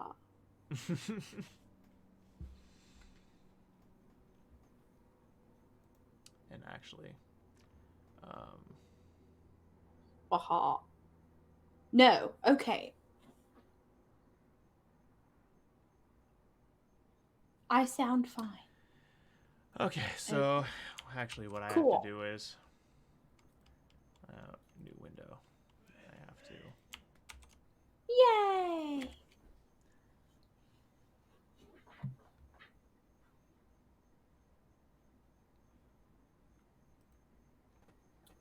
Oh, you liked it before.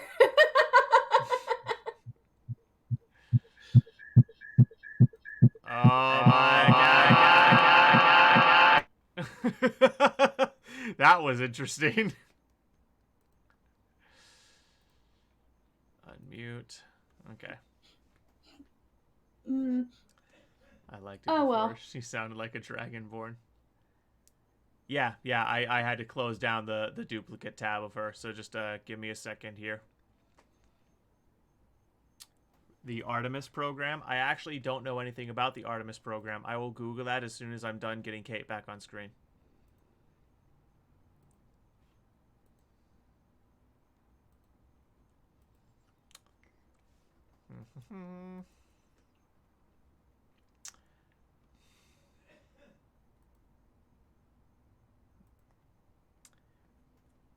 Are you excited? Going to the moon? Oh, I'm more excited about trying to go to Mars. I do think going to the moon again is important. I don't believe it's developed enough to go to the moon yet, personally, but I haven't looked into it much. I do think going into space and doing more space exploration is important. I'm more excited to get to Mars. And I actually think it's really funny. A lot of people, they're like complaining about the space race and, you know, billionaires spending money to compete in the space race. And it's like, you people don't understand how technology works, because the technology that saves this planet might very well come out of the billionaire space race. Like, the space race in the Cold War created so much new technology that we're enjoying right now in our daily lives. It's crazy. Yeah.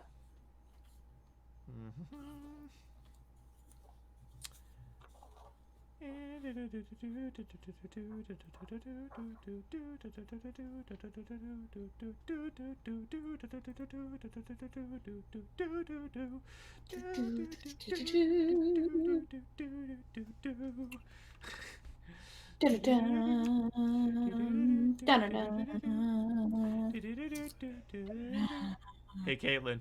Hey, Caitlin. Yes.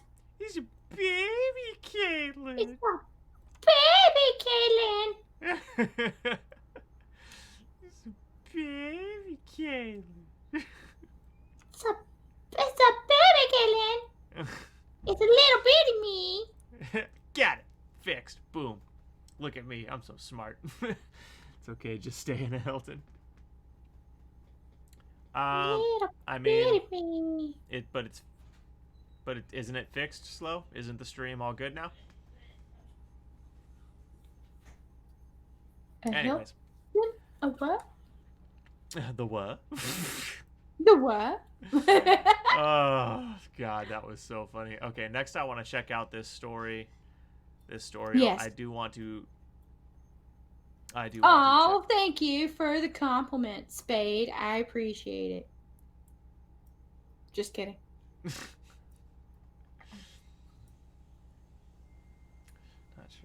Not sure though. Went back.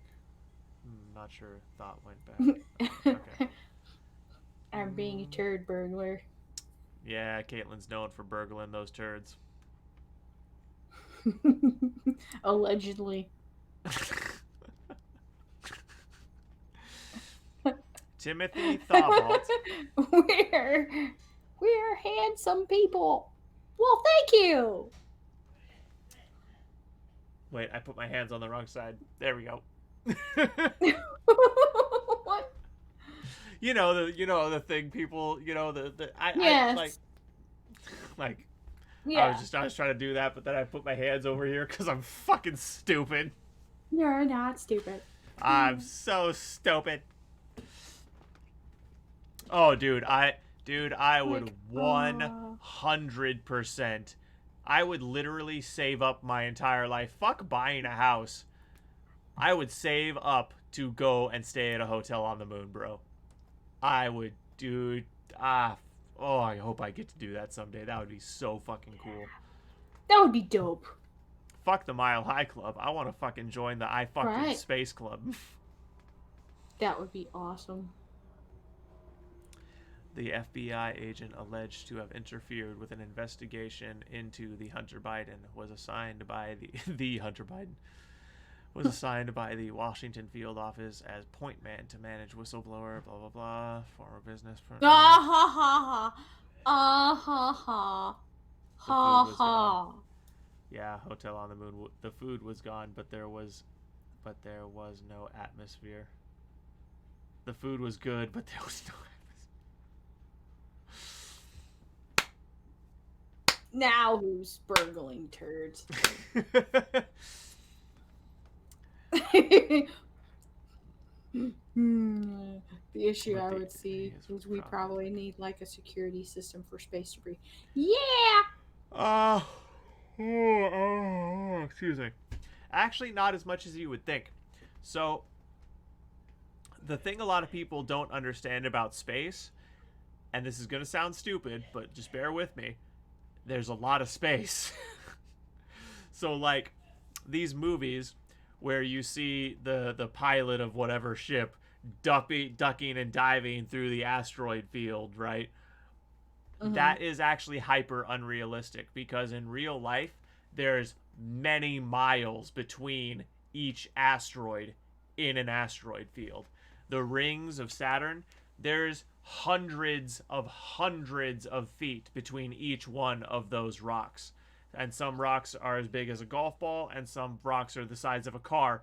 Regardless, there's a lot of space between them most of the time. So, no, space debris is not actually that big of a problem. But the issue, how fucking big it is. Yeah, and of course, it's outer space. It's really easy to fire a rocket to go blow it up. If it's big enough to pose a problem to the structure, like say we build a hotel on the moon, well, you would obviously build it to withstand quite a bit of abuse, because you want to make sure that people inside don't, get exposed to vacuum. So anything, it would take something pretty sizable to be a threat. And if you just had a rocket defense system right next to the hotel, so that if something was on track to hit the hotel that was big enough to damage it, you could just fire a rocket, blow it into debris, keep people inside the hotel for the next however many hours until all the debris landed or was blown away. Be good to go. Excuse me. Some as small as a grain of sand in a ring. Exactly. It would probably be mostly underground. That's a good point. That's another good point. It probably would be largely subsurface. That would obviously make it much easier to prevent leaks out to vacuum. It would protect you from solar radiation, all that good stuff. Yeah. Yep.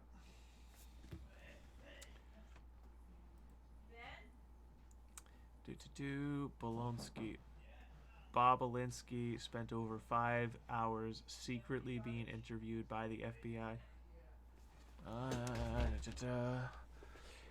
On October 23rd. Where's my goddamn stick? There it is. About his inside knowledge of then President candidate Joe Biden's involvement with his son's business deals with China. The previous day, he had revealed in a press conference that Joe Biden was the big guy due to get a 10% cut of a lucrative joint venture with a Chinese energy firm, CEFC, according to an email found on Hunter Biden's abandoned laptop. Yeah, see, very much not a fake story. Mm-hmm. And again, this is coming from the New York Post, not exactly a bastion of conservative conspiracy theories. No. Bob Alinsky gave the FBI the contents of 3 cell phones containing encrypted messages between Hunter and his business partner, along with emails and financial documents detailing the Biden family's corrupt influence peddling operation in foreign countries during Joe's vice presidency. And by the way, Biden is on camera admitting to being part of this. Literally, go look it up. He's on camera admitting to, I think it was the Ukrainian stuff. He called the prime minister or president of Ukraine at the time and said, drop said investigation or fire some lawyer. I can't remember all the details intimately, but basically he called a foreign official and said, drop the investigation or else you're not getting money that I'm going to send you. And lo and behold, the investigation was dropped, therefore saving his son from repercussions. Gee, imagine that. Yeah. So yeah, the Hunter Biden laptop thing, and actually that reminds me, I pre-ordered a film recently. Yes, it's coming out on the 7th. My Son Hunter. My Son Hunter. This is a film that's coming out, and we will be reviewing it on stream. We're gonna watch it through, and to make sure that it can be shown on stream, and then we're gonna stream it, and it will be on the YouTube channel as well.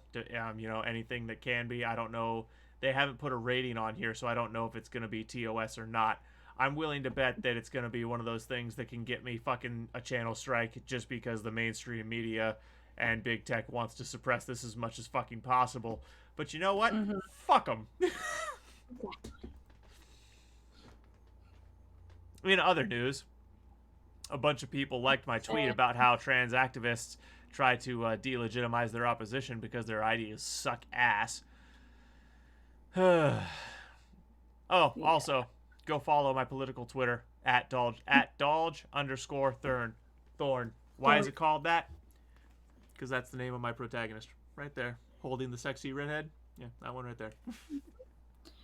Yeah. Also, buy that book. Yes. If you want to help us out, Victor. Oh, yeah. And also, the Suicide Canceled shirt. We're trying to raise funds for charity this month. Yeah. We are selling... Oh, go ahead, Kate. I see colonies on Mars. You like political dramas? Not really, but I want to see that movie. Yeah. I see colonies on Mars like nuclear bunkers here, totally self-contained. That would be super cool. Until such time, I'll tell you this. When it comes to terraforming Mars, here's what needs to happen. We need to use drone vessels to grab debris from other parts of the solar system, big blocks of fucking ice, drag those blocks of ice to Mars, and any large comets or meteors that we can grab and drag to Mars so that we can add to its gravity so that it has enough gravity to hold atmosphere. Then we can spend the time needed to thaw out its poles and release all the gas trapped there, and boom, we have a second livable planet. Yep. I see colonies on Mars like nuclear bunkers tend to do. China is terrible. They mass heart. Yep, from their prison. Yep, the Uyghur Muslims. China is straight up genociding and organ harvesting Uyghur Muslims. Oh, and just on a lesser offense compared to those, but still an absolute fucking travesty of human rights abuses. Mass rapes. Yeah, that's communism for you. Oh yeah, the CCP is a cult. Anytime a state gets rid of religion, the state becomes the religion. I think the last one I saw was Vice with Christian Bale as Dick Cheney. I have not seen that. Christian Bale as Dick Cheney, huh? Oh, man. That sounds like it could be interesting. But anyways, really quick, this isn't really a shameless plug because at the end of the month we're donating any proceeds from this shirt sales, from the sales of this shirt specifically, to a charity. We're looking for a charity. We're trying to source one. If you know one, let us know. But yeah, Suicide Canceled. And on the back here, we have the National Suicide Hotline, and death is a temporary solution to a permanent problem. That's kind of an inside joke between me and Caitlin, kind of a bit of philosophy, kind of a joke. You know, we like to pack a lot of meaning into short phrases. It's kind of our thing. Yes. I thought the big problem was Mars is its dead core. It has no magnetic field because no dynamo effect. That might be the problem. That might be the problem. I'm not 100% acquainted with Mars, but I do also know that the lack of gravity to hold atmosphere is also part of the problem. Yeah. He said, I'm back. Yes. Also, can we sit down to appreciate this meme really quick?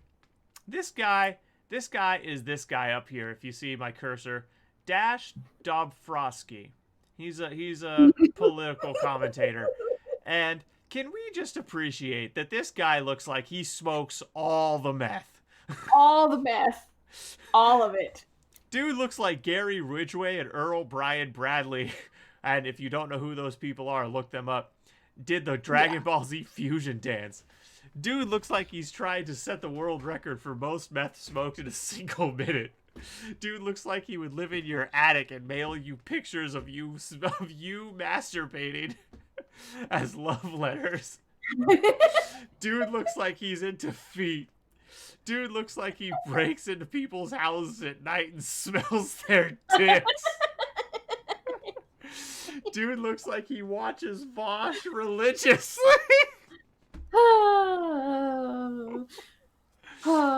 Yeah, he straight up also looks like he sleeps on his face. Yes, he does. And what I love about, so I made this meme in case that wasn't obvious. This isn't really a meme so much as an image macro.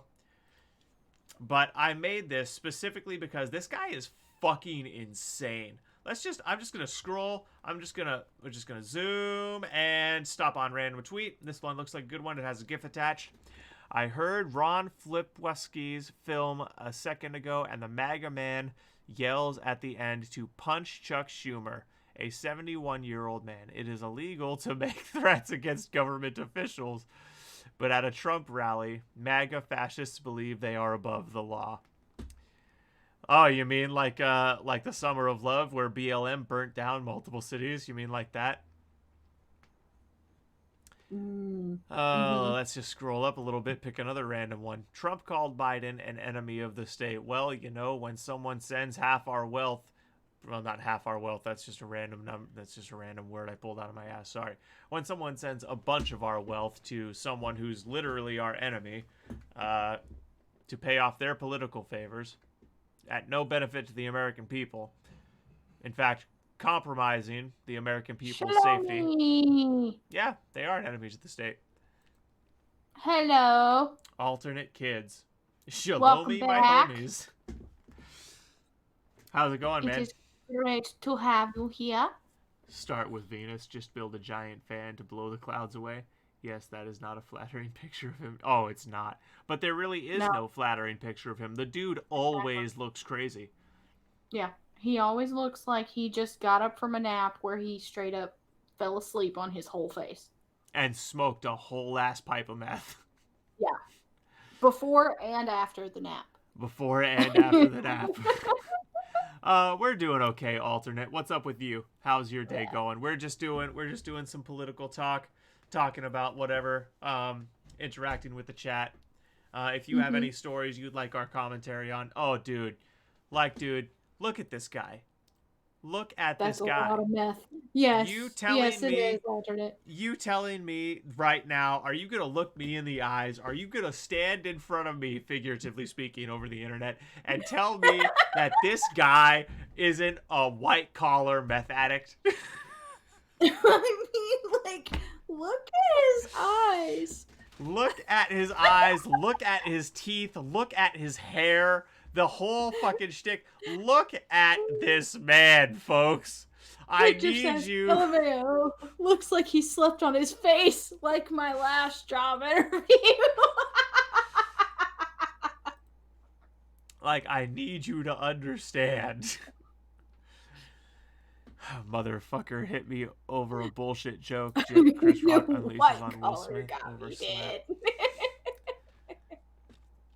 Let's see. Yeah. Passed legislation. Oh my god, of course they did. What? What is she saying? What about? Your tweet reads like it was written by a low Figuratively IQ. standing in front of you, I'd say no. Would you? Would you? Is that only just simply because you're being, I don't know, a turd?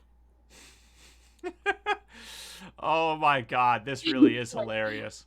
He says, I don't know about meth. He has a suit on. Well, just because somebody has a suit on does not make them respectable. He said, no, he has coke. Right. I cite 98% of politicians. He looks productive. Cocaine? Sure. He looks productive. I mean, look, I just say meth because it's the most derogatory drug I can accuse, well, or heroin. I just go to that one because meth has a lot of bad associations with it. Sure, okay, he does cocaine constantly. I'll go with that. It's like, but, you know, he also looks like somebody who would be mowing their lawn at 3 o'clock in the morning with a flashlight taped to their forehead. Okay, you can't just throw that out and not give the people the context. Like, even though context is for pussies, you have to give them the context on this one. It's too funny. Oh my god. Yeah, because straight up, okay, my aunt on my dad's side of the family, yeah, she enjoyed a little bit of the meth, okay? A little bit. You know, just a smidge. Yeah, just a smidge, because that's something that they do down south. And, the meth. Meth. Yeah. And, oh, boy. Oh, gosh. Yeah.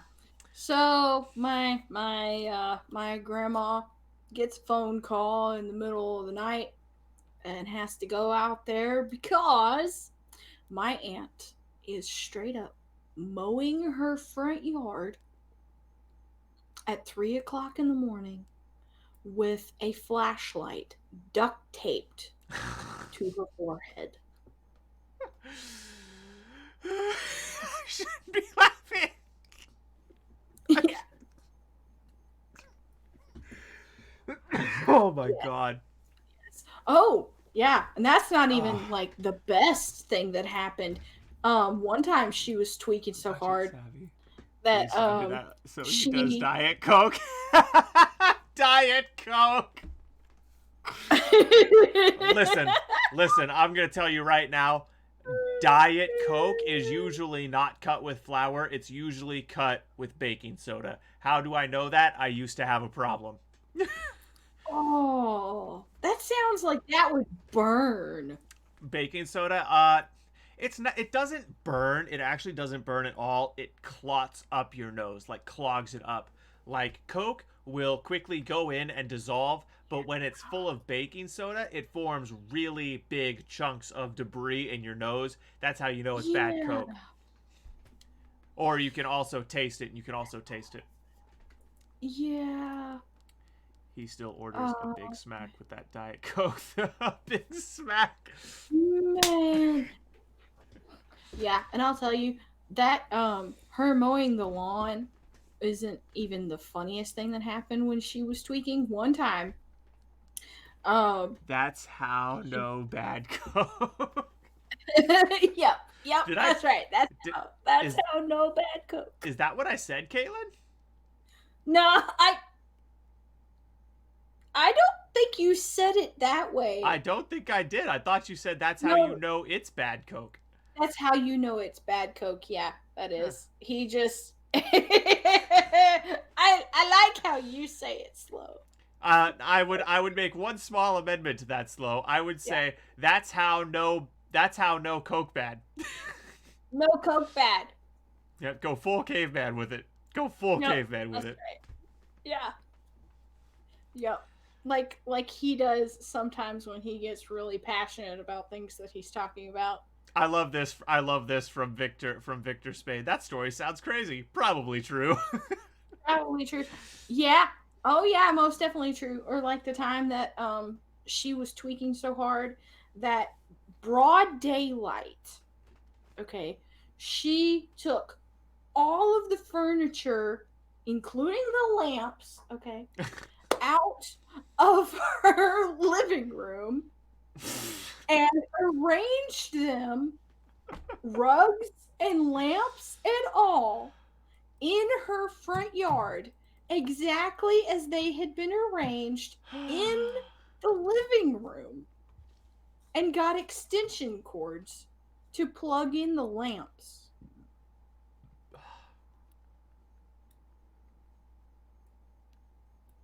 Just so that she could scrub out stuff in the living room. Yeah. Like she took a toothbrush to the baseboards and everything. Now tell them about that time that Trevor was eating a block of frozen spinach because his brain was on fire. Oh, you mean Cameron. Cameron. Yeah. Cameron, because my nephew Cameron, he had some issues with doing the dirgs, and he's since been to rehab. Just like thermostats. I got that reference. Alternate. You're talking about the Colorado thing, right? Right? Anyways, Kate, continue. Oh man, and some of the stories he's told me from when he was in rehab, man. Oh my god. But so yeah, at one point my sister and my brother, well, I think it was both my sister and my brother, they came into the kitchen. It was in the middle of the night because they heard something going on in the kitchen, and they turned the lights on, and Cameron was sitting in front of the freezer eating a block of frozen spinach because he said that his brain was on fire. Yeah. Yeah. What's their true purpose? I thought their purpose was to keep the end of the thing from fraying. I have learned and forgotten that they're called aglets so many times. But yes, what is their true purpose? Yeah. You have me curious. I've said too much. He's like, oh no, I've said too much. The government, they're coming for me. Oh my goodness. Or yeah, Cameron was talking about how this dude in rehab, apparently he'd gone out on furlough or something because there's some kind of family deal, and when he got back, apparently he had gotten a hold of some bath salts and took them while he was in rehab, and ended up smashing his head into the wall in his room, which was on, I believe it was the 3rd floor, and was smashing his head into the wall so hard that he ended up breaking through the wall and then tunneled down into the wall and through the wall so that he could get out. Did he get out? Yes. Yeah, he did. And they also had to fix the wall. But yeah. So did they catch him, or did he successfully get away from rehab? Well, he got out, and they had, I think they had to call the fire department because they couldn't figure out where he was, and then they figured out that he had in fact actually gotten into the wall, and so they were trying to search around and find out like if he was trapped in there and like needed help, but they couldn't like determine that very well. So Cameron was like, yeah, they had the fire department out there just all like standing around, like, we're not really sure what we're supposed to be doing right now because we can't really determine whether like he's actually trapped in the wall or what's going on. So they just had to wait him out basically, and he found another way to tunnel out, like in another part of the building. Like it was like near the laundry or something, and he like tried to make his way out the back way, and they were like, he's over there, and they finally were able to get him. But yeah. But yeah, they were like, it was so funny because a lot of the people that worked there as, I guess you could call them orderlies, were people that had previously gone there, like, to get clean and stuff, so they come back and help out. And he was like, yeah, don't do bath salts, kids. Oh yeah, bath salts is... There's multiple stories where people do bath salts and then literally like go on the most ridiculous destruction sprees imaginable.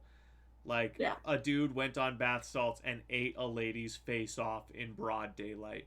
Like out in, like, I think he just attacked some random woman on the street and began chewing her face off. I don't remember if she lived or not.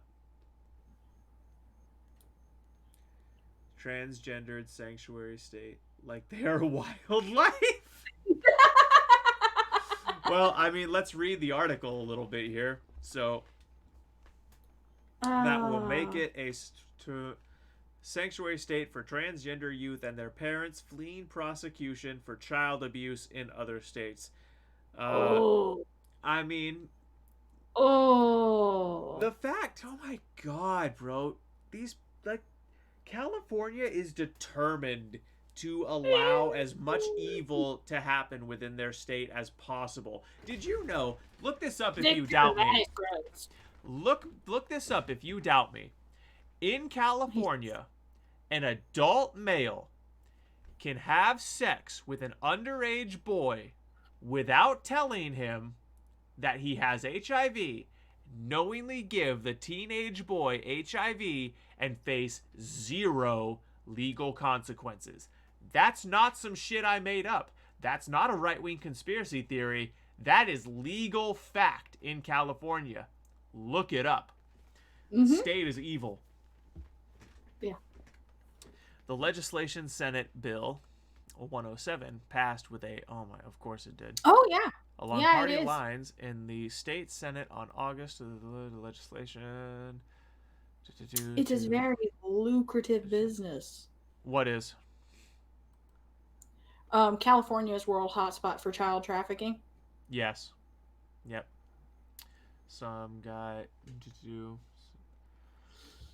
cut off someone's head on a bus in my city. Yeah, that doesn't... Oh, Jesus fucking Christ. Yeah. We have a wildlife sanctuary near us, but that means they have a large fenced area where hunters aren't allowed. Transgendered youth fleeing for child abuse. Well, no, the parents are taking them to that state so they can continue abusing their child. Yeah. You cut off a kid's willy and then want to escape child abuse. Exactly. We're gonna put you on these chemicals that permanently alter your brain so you never recover from your gender dysphoria, even though if we literally just do nothing, your gender dysphoria will resolve with a 98% success rate. Literally all you have to do is nothing, and it usually resolves at a 98% rate, but we're going to put you on these hormones and these puberty blockers that will literally destroy your brain's ability to think logically. Yeah. Is worst hot. Yes. I mean, California's bad, and my state, Washington, is also very bad. What's the common thread between those? Oh yeah, they're both ruled by Democrats. You, the one who cut off his tallywhacker, that's the one you are having the child escape with the right. It's like chemical castration. And giving them to 5-year-olds. Yep. That it amazes me. Yeah, because that's okie dokie. It amazes me. On the one side, not on the one side, excuse me. One moment you have feminists raging about child marriage, and then the next sentence they talk about how trans care is life-saving care. So let me get this straight.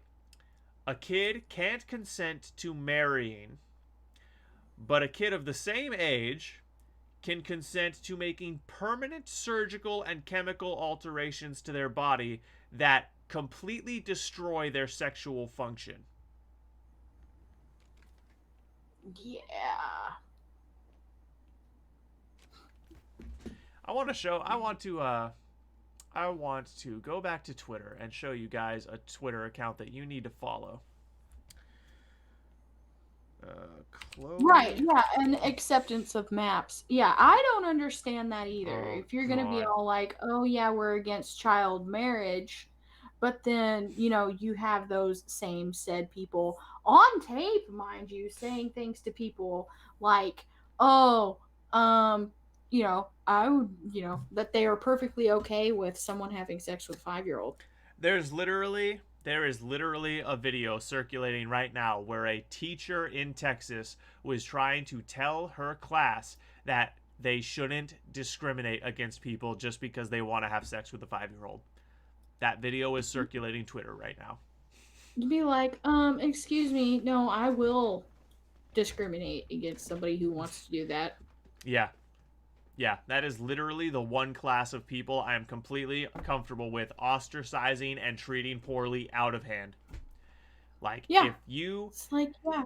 No, you deserve, like, there's no school like old school. You deserve to get, like, old school treatment. Have your genitals removed and a brand put on your forehead so you have to walk around and everybody knows exactly what kind of a person you are.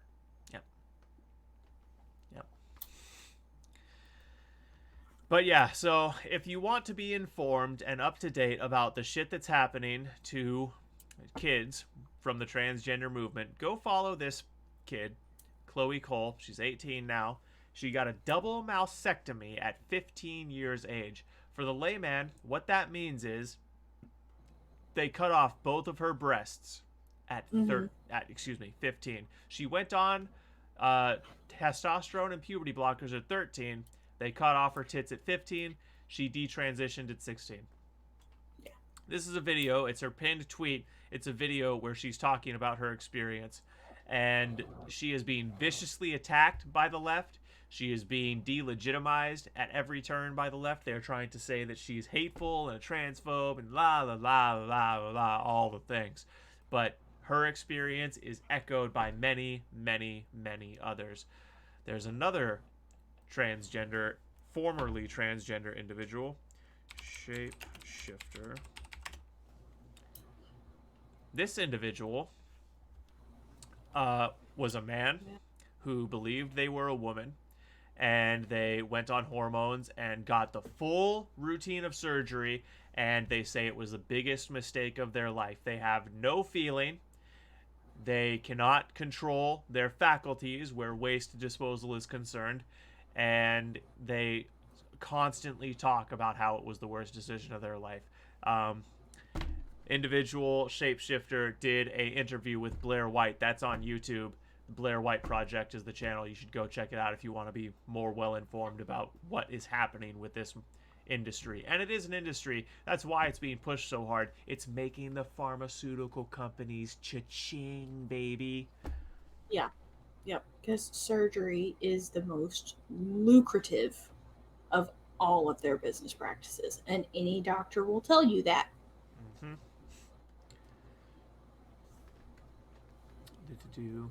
You aren't old enough to do. You aren't old enough to make the decision to get a tattoo without parental consent until you're 18, but remove your dick? Yeah, sure.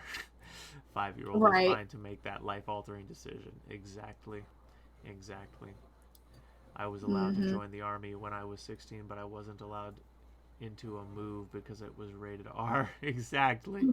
Yeah. Exactly. The army doesn't have violence and swear words. Even the guy at the ticket booth laughed at it. The stuff that kids can read about in sex isn't allowed on Twitch. I can't even quote it without getting possibly banned. Yeah. Isn't it crazy? Isn't it crazy that there's stuff that middle schoolers have access to in the school library that is literally gay pornography glorifying pedophilia? And again, not an exaggeration. I've seen the book talked about at a PTA meeting. I've watched the video. Or there's another book that's geared for even younger people. What's an Abortion Anyway? By Carly Maines, I think is that, or yeah, because I have it written down here. But yeah, geared towards even younger, like kids my niece's age.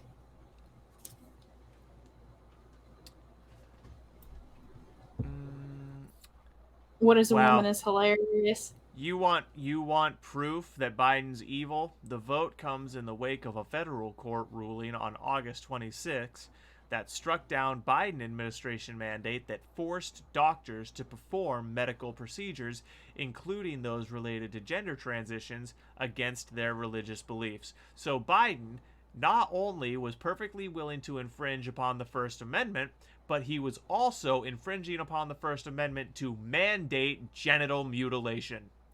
I never want to hear a fucking word about how Biden isn't pure fucking evil. Yeah. During discussion of the bill, what, Kate? What? This makes me wonder. Okay, so with the whole gender transitioning thing and how a lot of that language is just so general, couldn't other religious organizations possibly use that as a way to perform female circumcisions and get away with it? Yes. Now a lot of Muslim churches, or not, I don't know what they call them. I don't care. It's an evil religion. A lot of Muslims have been trying to use their religion as an argument for we should be allowed to perform genital mutilation. And a court has already ruled that surgical procedures that are not absolutely necessary are not protected under the First Amendment. Mm-hmm.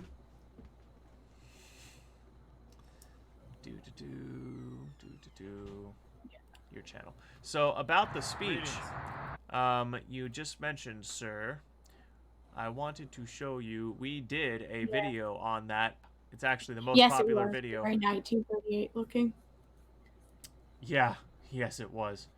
But we did a speech. We did a live reaction to that speech, like an hour after it came out. As you can see, great reception for such a small channel. Lots of views. Yeah. I wish I could prove this. But as far as I could tell, I was the first person to use the pedo Hitler thing. I looked on Twitter. I made this video. This video was live before that hashtag was trending, and I can't find a tweet older than my video. If anyone can find a tweet that's older than this video, I'd be very interested to find that out. Yeah. But as far as I can tell, I coined that. I'm not going to claim it 100% for sure because I can't prove it, but I think I might have. Yeah. I think it might be so. The content wasn't too different either. Right, exactly. Yeah. Right. They're evil. They are in extreme danger. All of our problems are them. 999. Right. Goddamn. Germany we love. I mean, right. Yeah. And the other thing too, I was talking to you, Zach, about the other day when they were talking about the those ads that they're going to start playing on people's videos. Mm-hmm. They're supposedly like, oh, this is our new way of tagging things as misinformation. Yep, we're going to play this little propaganda video in front of your video. Mm-hmm. Yeah. Yeah, it's no different than them running around and painting Yuden on shop windows. At, at what point is it considered tyranny? Asking for a friend. Well.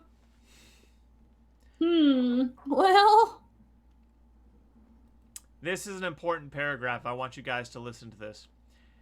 During discussion of the bill, Sen blah blah blah, her name doesn't matter, questioned whether supporters, including Scott Wiener, who was instrumental in the men can have sex with underage boys and give them AIDS legislation, same guy, author of the bill, gee, big surprise there, have done enough research on the effect of transgender medical intervention on children, pointing out that some European countries, many actually, some European countries, such as Sweden, appear to be shifting away from gender-affirming care model for minors. Yeah, because they're seeing that it's not improving outcomes. It's actually making them worse. Referring to Chloe Cole, oh, that's funny, I just showed you guys her Twitter, who at 15 years old had her breasts removed and now regrets it. Gee, I wonder why. Melendez said some of the procedures are irreversible. Well, yeah, no shit. Yeah. This shit absolutely disgusts me. Yeah. It's like, oh boy. And it's like, now you've detransitioned. She didn't get bottom surgery, did she? No, not as far as I know. Okay, yeah. So she grows up and has babies. She's not gonna ever be able to breastfeed. And we know that children that are not breastfed are disadvantaged. Yeah. Breastfeeding's better for their immune system. It's better for their mental health. It's better for their psychological development. It's better for their neurological development. Breastfeeding is vastly superior to bottle feeding in literally every single way.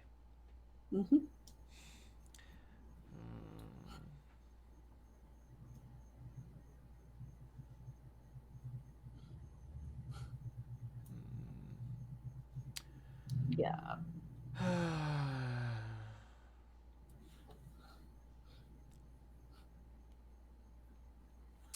Yeah, I this whole industry, nothing discuss. Oh my god, this dude looks like a pedophile. That's the guy pushing this bill. Does that guy not look like almost every fucking pedophile you see on the on fucking evening news when you hear about a pedophile in your neighborhood?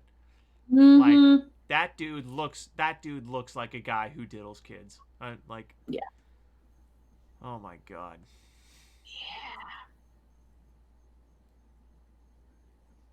Evil has a face, people. Evil has a face. It does. God.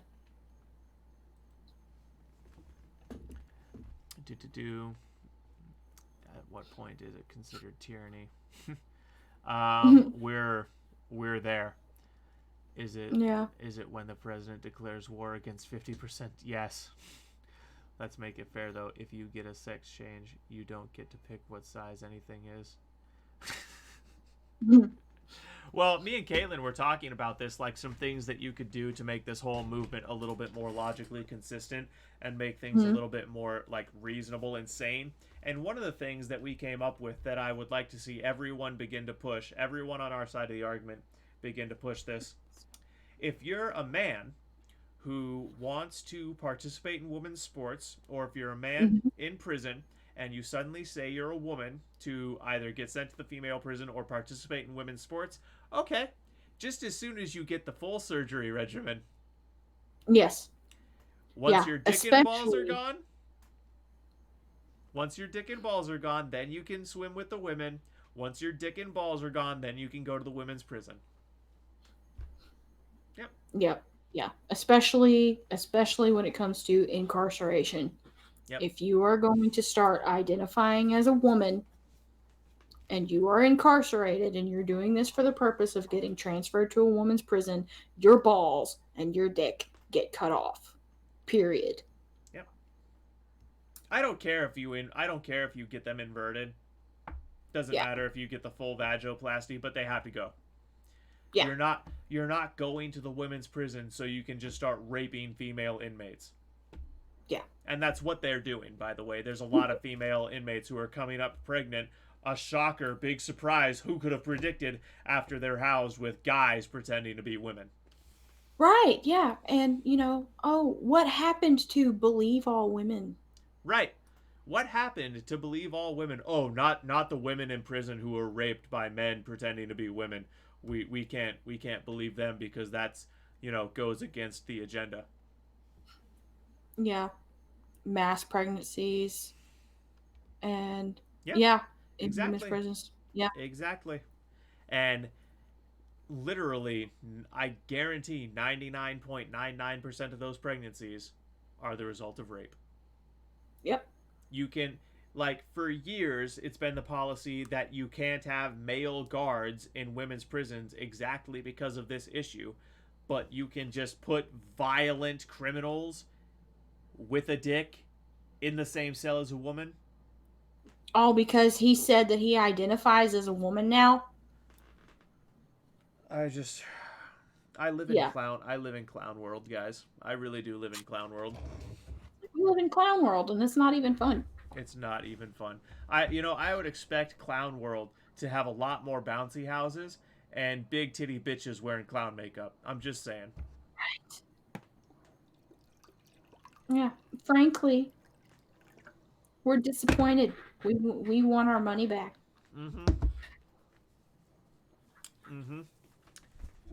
It's like, listen, I was promised a bouncy house at every intersection. I was promised free cotton candy. I was promised fair food at every fucking intersection. I was promised things. I'm not getting those things. I want my money back.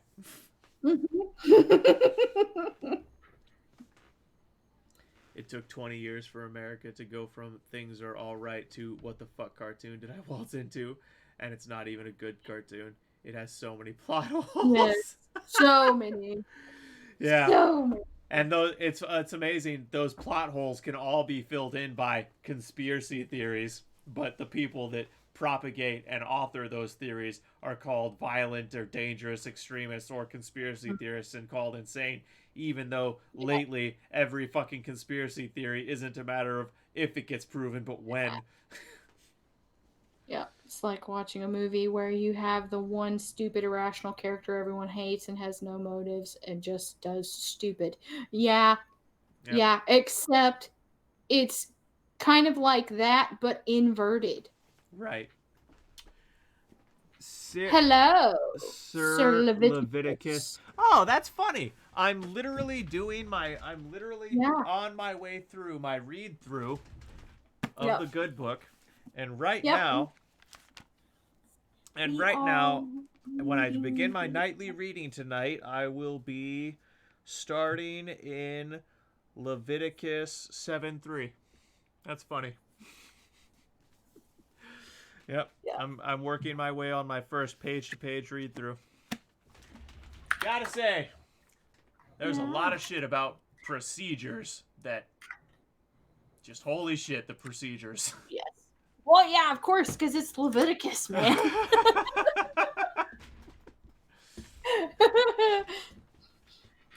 Yeah, he says Leviticus, one of my favorites next to Numbers, because it's literally next to Numbers. Are you making a joke or? You burgling turds, Alter. Are you burgling turds? Maybe.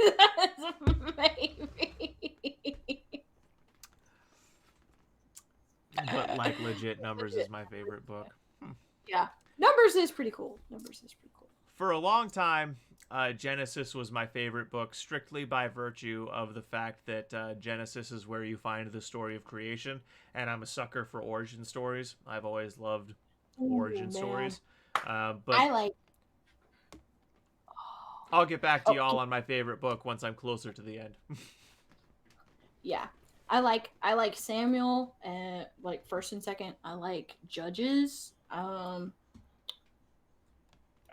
First and second Kings. a lot of those, because a lot of the really good like historical stories and stuff are in there. So yeah, you get to read about like all of David and his mighty men of valor exploits, and Elijah and his killing like 400 prophets of Baal, and how that was like really bloody and gruesome, and yeah, all the really cool stuff.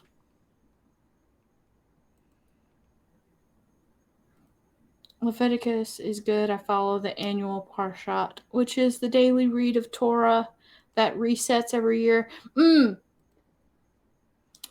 Yeah. Yes. Caitlin, I thought we were gonna fix this so it was just no one makes it out alive. Oh, I thought I did. Okay.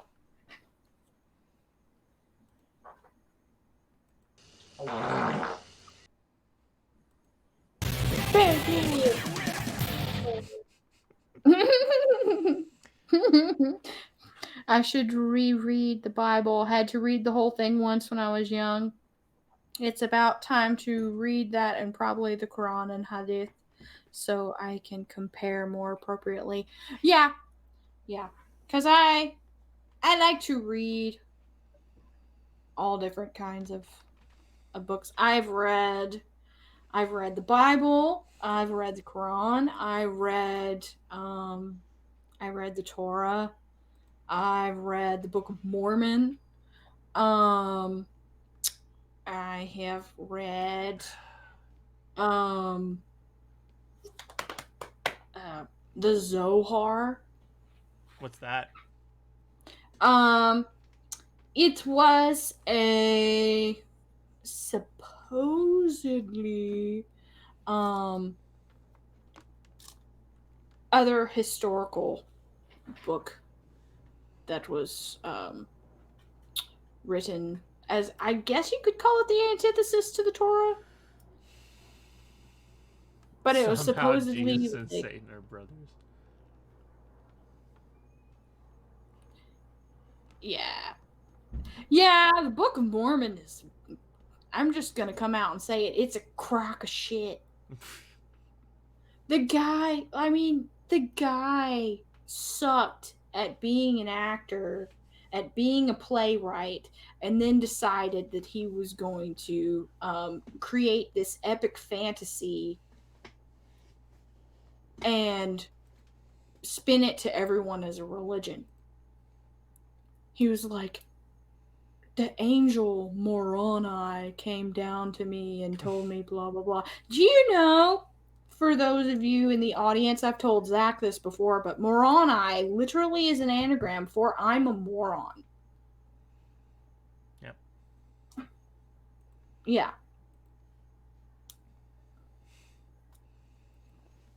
Yes, Zohar is Jewish mysticism. Yes, it is. It is. Yeah. I like to read like all different. Do you not realize I have had diarrhea since Easter's?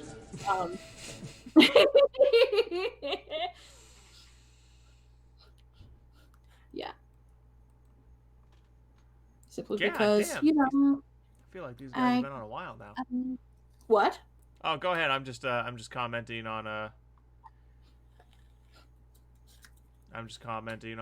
stuff over on Twitch. Go ahead, Kate. Newsweek. Yes, like John 1:1. Wait, hold on. Okay. Remember talking to a bishop about it, and he made my head spin like a triple take. It's a lot of gematria and what's called sod, meaning the hidden esoteric knowledge found in the Torah itself. Like John 1:1 would be considered the mystic interpretation of Genesis. Yeah. That's fascinating. Yes. Newsweek, Biden regime collapses public-private. Ooh. Let's look at this. Mm.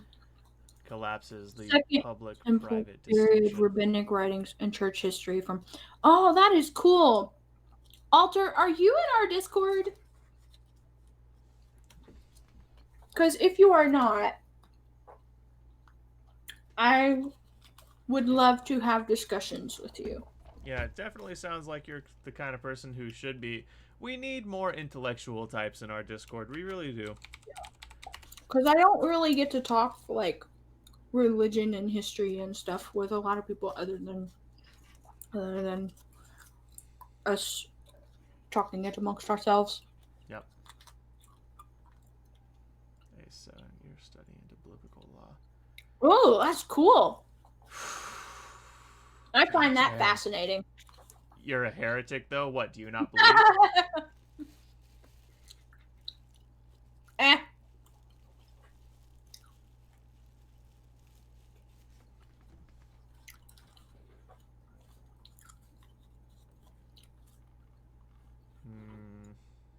Fuck!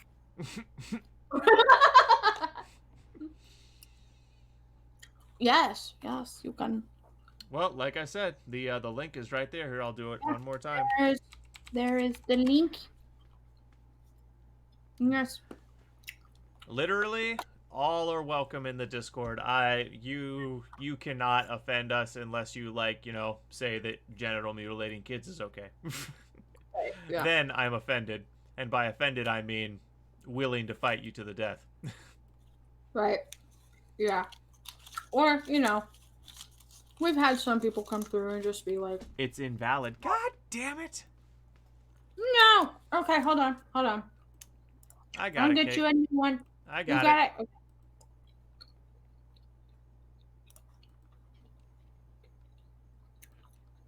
Okay. I don't know how. I swear we There have you go. replaced that link. Fucking. Yeah, because for some reason, even when you set the thing up for it to never expire, it expires. Yeah. Right. Okay. I see, sir. You have arrived. Okie dokie. Hello.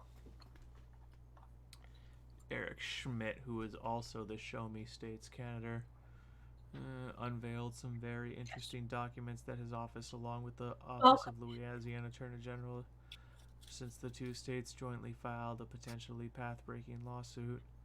Lawsuit alleges that various high-ranking Biden administration officials have been colluding in censorious fashion with the purportedly private oligarchs of big tech.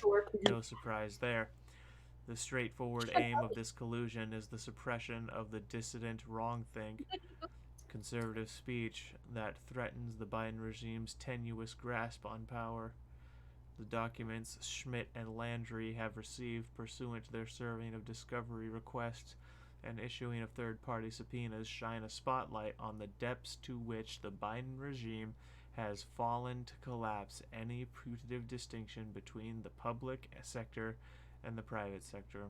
Their findings thus far in the still pending litigation reveal to all, as if we needed more evidence, but a week after Zuckerberg's podcast confession heard round the world with popular host Joe Rogan, the extent to which big tech platforms such as Facebook and Twitter no longer qualify as meaningfully private.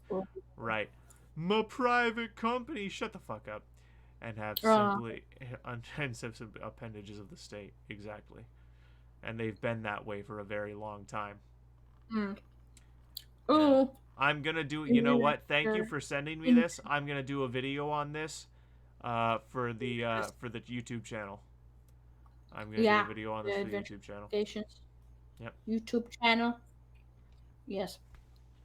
And I think it would be good. We need to make sure that periodically you are posting link to videos in the self promo on the Discord. Well, I mean, it's our Discord. I can just post them in the long table. Listen, it's our fucking Discord. I post shit where I want to post it. I'll post 40K shit in the gym rat section. I'll post writing shit in the gym rat section. I don't give a fuck. There's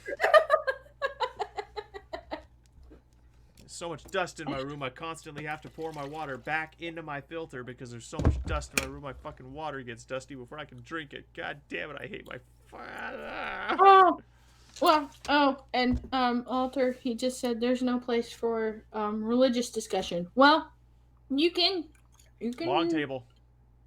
Long table. I mean, we discuss everything at the long table. The long table is the general chat, and it's designed that way for a reason. I've had people ask me for other subsections of the Discord. No. I want more people to just come together and chat in the general chat so that more people just talk about whatever, because these conversations are important and more people need to engage in them. Yeah. Transgender people are now protected by the law as... Yeah, I heard about this. This is so pathetic and disgusting to me. It's like, yeah, this guy right here is really disabled.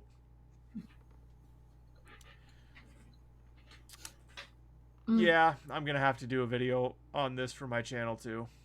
Because, this... It disgusts me. It really does.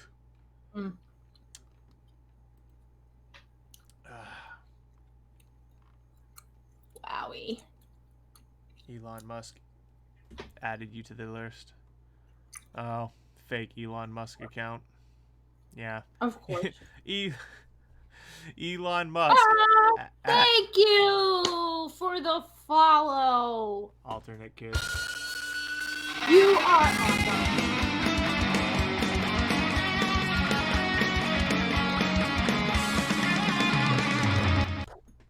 Remind me, Caitlin, the next time we're in the gym to do his follower pull-ups. Yep, you have to do 5 pull-ups next time you are in the gym. Yeah. Who's that one?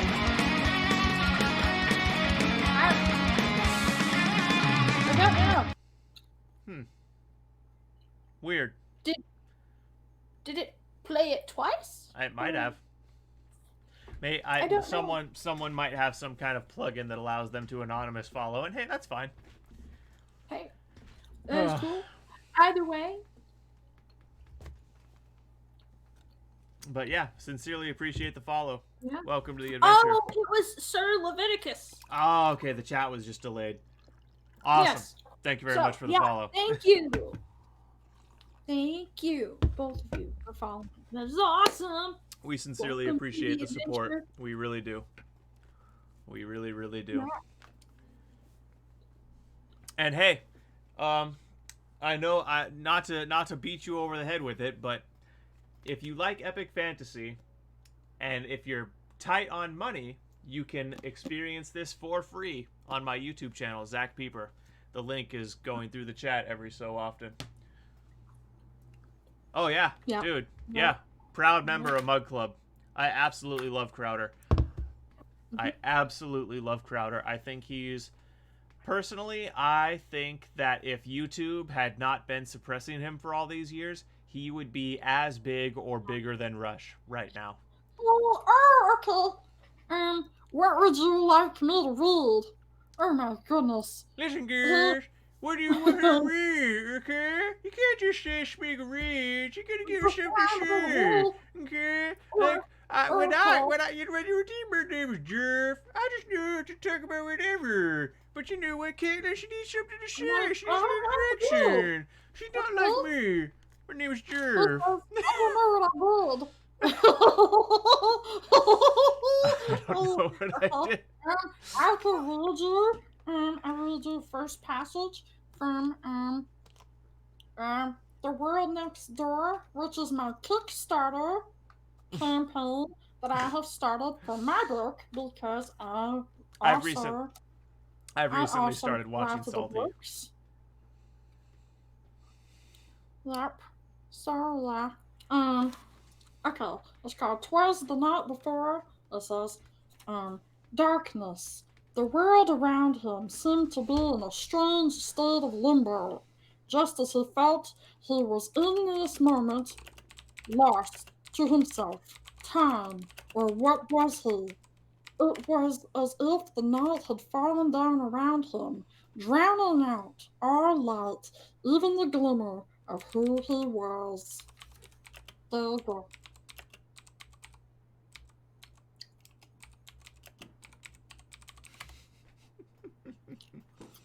There you go. Yep, but to read it and not Smeagol. Darkness. The world around him seemed to be in a strange state of limbo, just as he felt he was in this moment, lost to himself, time, who or what he was.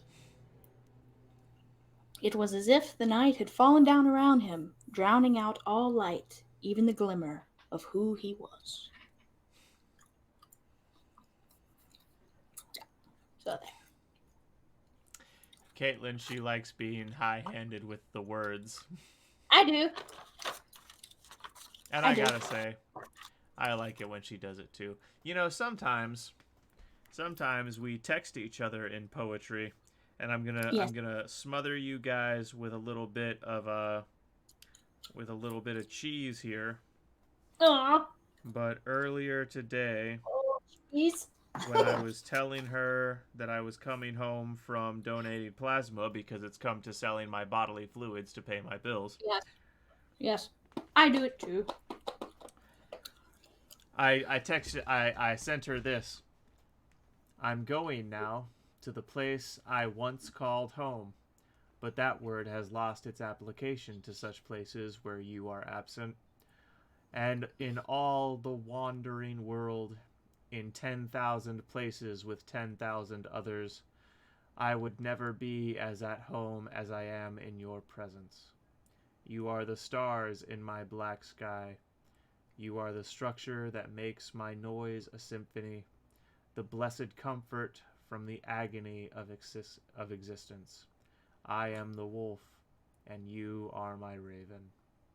And then Caitlin replies, a wolf and raven, how uncommon a pair. Not as uncommon as you would think, actually, but I digest.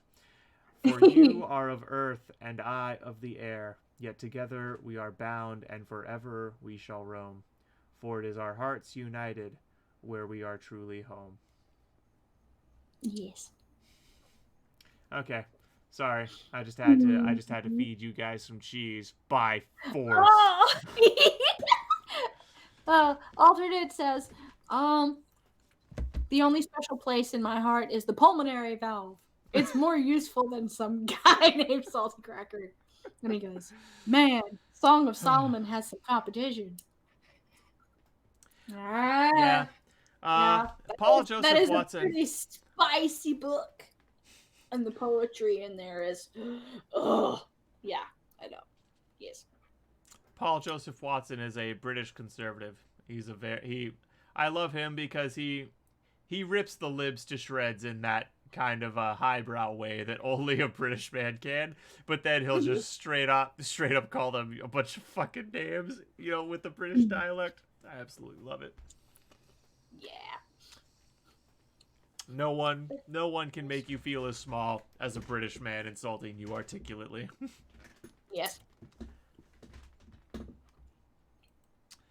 Yeah. Oh, man. Insult people like a British man and get away with it. Does anyone have any other stories or any other issues they'd like my commentary on? Because I'm kind of running out of things to talk about. I've never said I wanted to break open my wife's pomegranate and drink her nectar, but I'm no Solomon. I've never said I wanted to break open and drink her nectar. I mean this one has.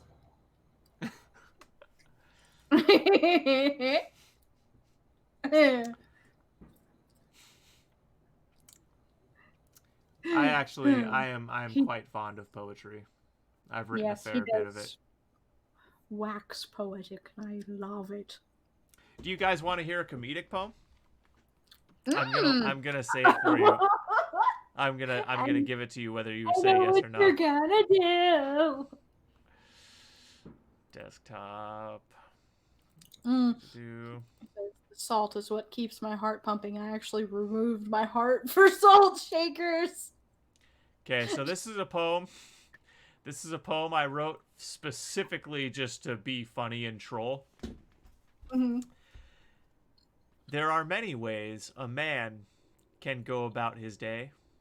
I choose to go calmly, happily, gay, with my dick out. Sometimes I go over here.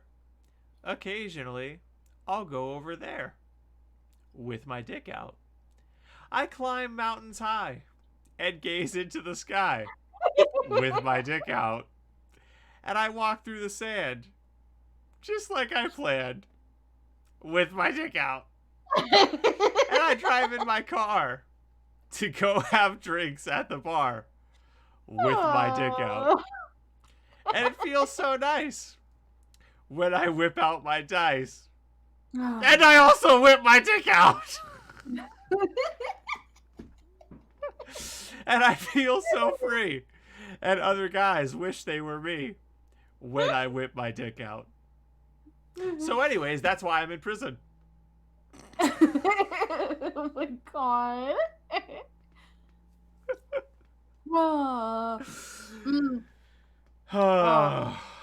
Leviticus says, my salt must flow. Bill Clinton is our first cross-dressing president, and I think he should be proud.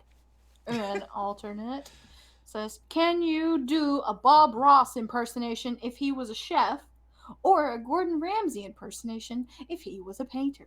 We have a channel redeemed for that, but I don't know if you have the points, so I'll give it to you for free. I'll give you Gordon Ramsay if he was a painter, because that'll be a little bit easier for me. Right, okay, look, your texture, it's all wrong. Look at you, your strokes, they're all over the place. What are you doing? I've never seen something that looks this bad. It looks like you took a shit on the canvas. Fuck's sakes. God, what did you use to paint this? My tears? Because there's plenty. Ah. Oh. How was that? Took this canvas, you filthy pig. Oh. Your potatoes are bland. Gordon Ramsay. Gordon and sir, it's not as tragic as grilled cheese. Thank you. Yeah, exactly. Oh my god, I just have to share this with you guys. Yes. Fucking Show really them. Quick.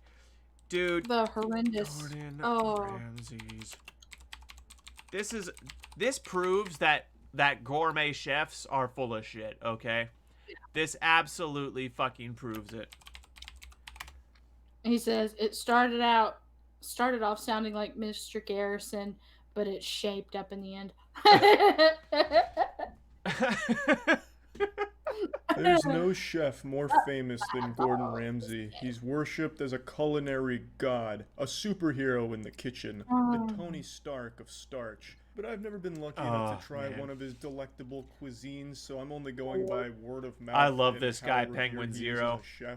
He's a culture and internet critic / commentator. At least know what he's doing. And but I've never I appreciate his dry humor. And then he posted a video on YouTube last year, almost a year ago exactly today. God damn it! I want recipe for a special grilled cheese sandwich. And this immediately made me discredit everything he's ever done. There we go. Okay, the actual video. Okay. Okay, we're just gonna playback speed to this, mute it. Now, I don't give a fuck what he's saying. Well, actually, no. You know what? No, that's not true. Incredible cheeses. Romana with pepperberry and Asiago. Beautiful. I mean, really beautiful. To do the ultimate. We're gonna slow this down to normal, and I want you guys to hear the heresy that he's speaking. For a grilled cheese, especially when you have these incredible cheeses. A Romana with pepperberry and Asiago. Beautiful. I mean, really beautiful. To do the ultimate grilled cheese with this is a dream come true. Grilled cheese to taste like cut nice big long slices all day. So I can take off the rind easily. Okay, and those pepperberries is going to make the cheese a little bit spicy. Look at that there. I mean, so beautiful. And then with the Asiago again down, and literally cut off the rind. I'm pre-offended because I know where this is And headed. then from there, Yeah. get the slice. This is supposed to be a political just stream, go but you half know it. what? This is a political issue because what he's done with this grilled cheese is committed a This is crime a against war humanity. crime. This is a crime against humanity. Not just a war crime, but a crime against humanity. Because you know what?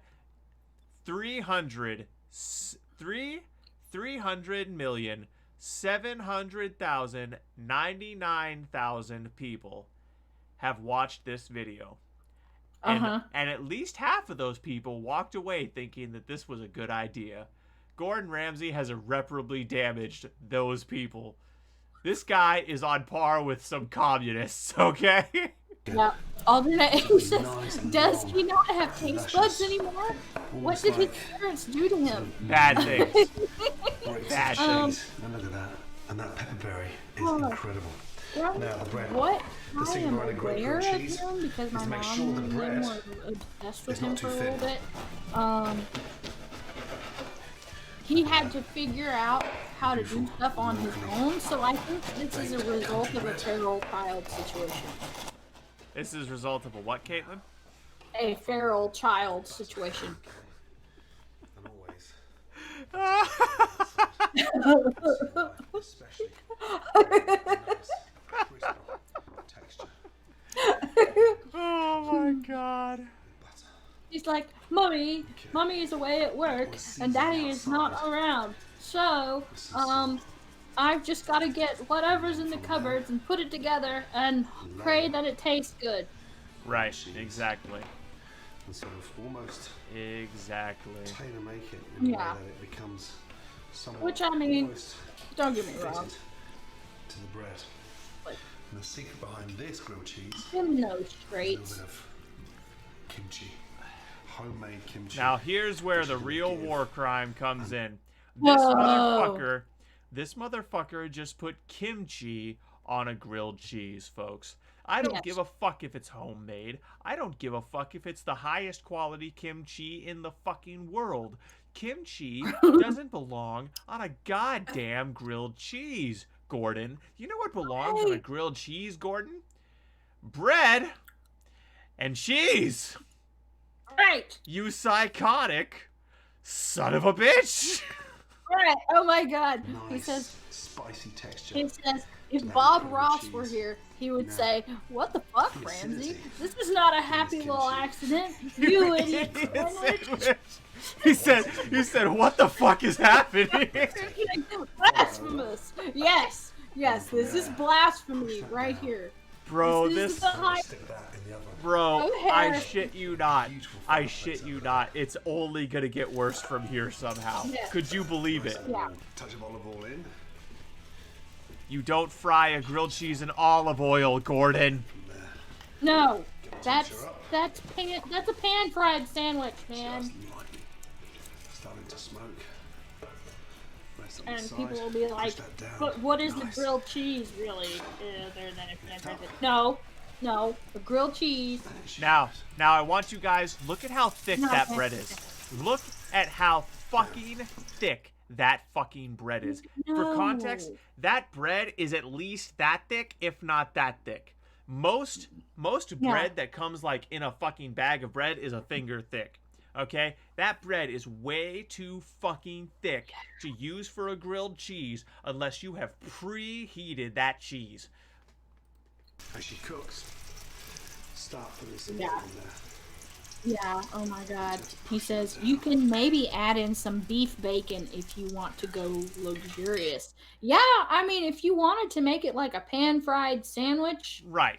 If, listen, if you want to modify a grilled cheese, some acceptable things, like you just said, some bacon crumbles, you could maybe do some pulled pork, or pulled beef for that matter. You could do some, for that matter, any pulled meat, honestly. You could do some grilled onions. Diced and grilled onions would be a great addition to a grilled cheese sandwich. But now we're just getting into the territory of, like, how close can we get to a Philly without making it a goddamn Philly?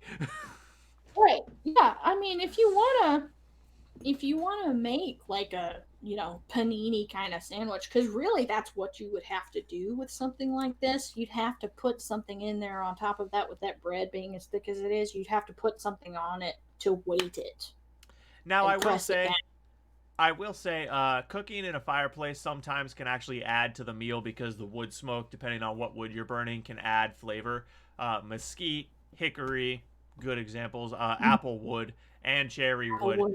Actually, just about any fruit wood when it burns will add flavor to your food. So yeah, depending on what wood is in there, it could be adding to the culinary experience. The problem is the culinary experience was shot to shit right from the get-go.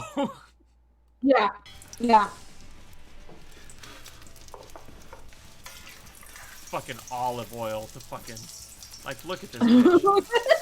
The fucking cheese isn't even beginning to melt. He's already nearly burned one side of his bread, and that bitch isn't even beginning to melt.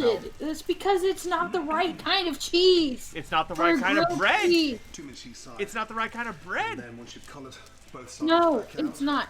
Oh my god, I love it. Did he learn how to make this from Hannibal? Oh, word. Sounds like the people asked for gourmet grilled cheese and Wish.com showed up with this joke.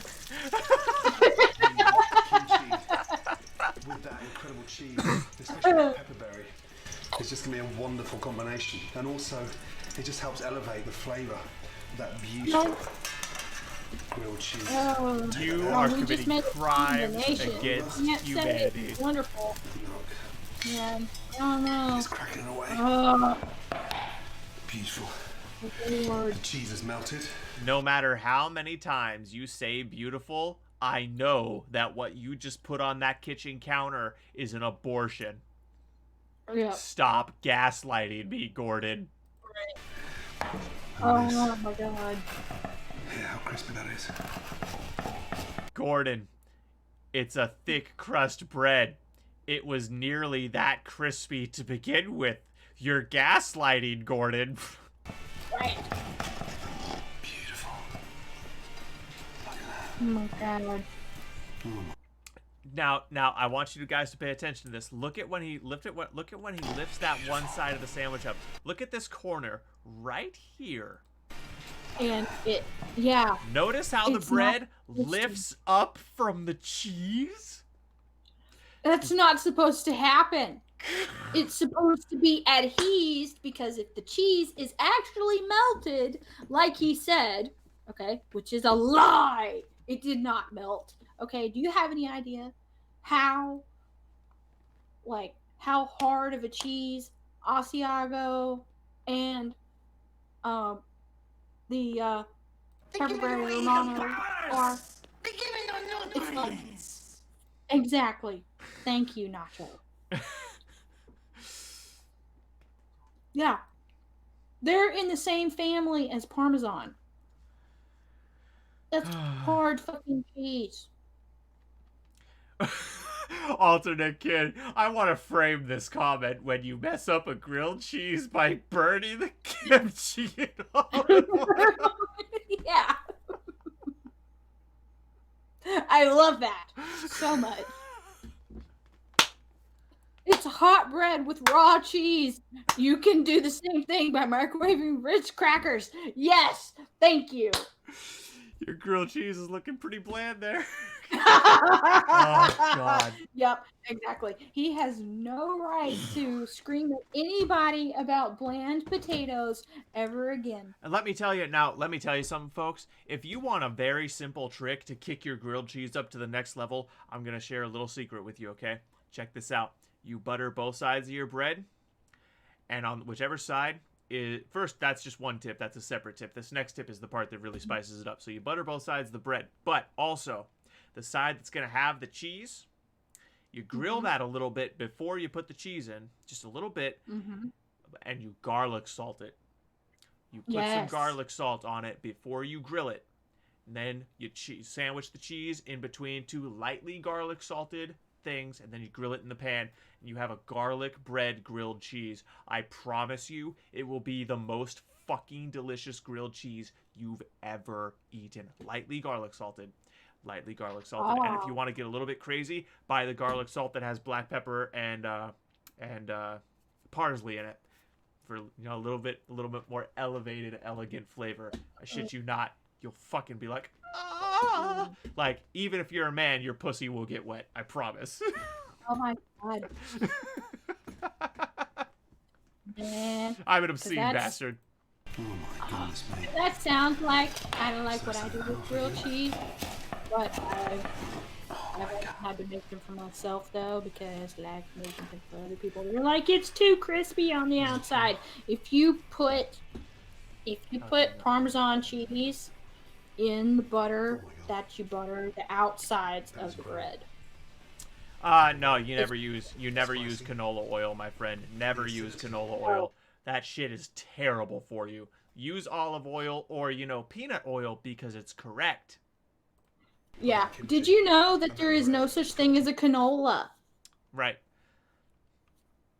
There is no such thing as a canola. It's literally, that's literally an abbreviation for Canadian oil of whatever the oil we can get from, that's leave off of every other oil plant and just shove it into this bottle.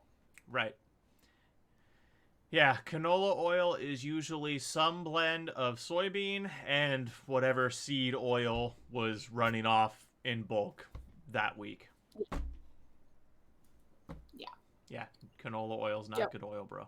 And if you're a man, you also should not use seed oils because they hurt testosterone levels. Trust me, you want to use olive oil. Avocado oil's fine. Peanut oil is good. What's that other one? Sesame oil is also fine. Mm-hmm. I can't use peanut, dairy, Even or though use coconut. sesame oil sparingly, because if you put too much in whatever you're cooking, it will straight up taste like dirt. What oil is that, Caitlin? Sesame. Sesame? Mm-hmm. Yeah, so sesame oil is bomb. I agree. If you're using, if you can't have those things, then it sounds like yes, the flavor is intense. It sounds like olive oil all the way for you, bro. Yeah. I love nuts. This is just a bag of mixed nuts, half honey, half salt. This is my fiber. Sesame oil and egg drop soup. Egg drop soup is pretty good. I had a video. This is yet another reason why I believe in the supernatural. One time, I shit you not, I sat down at a local diner, and it was a teriyaki place, and they served me my egg drop soup, and I'm on my phone. The bowl of egg drop soup is right here in front of me, and the bowl of soup just started moving, and I caught it on film. My phone did an update and wiped itself, and I'm pretty sure that was the only place I had the video. Oh. So, man. But yeah, the bowl was just moving. And I looked underneath the fucking table. There weren't magnets or anything. I picked the bowl up and felt underneath it to see if a string was attached. I was freaking the fuck out. And I was looking around and no one else was nothing else was out of order. The bowl was just moving. Well, I don't know if it was an angel or a fucking ghost moving my soup, but I was freaked the fuck out.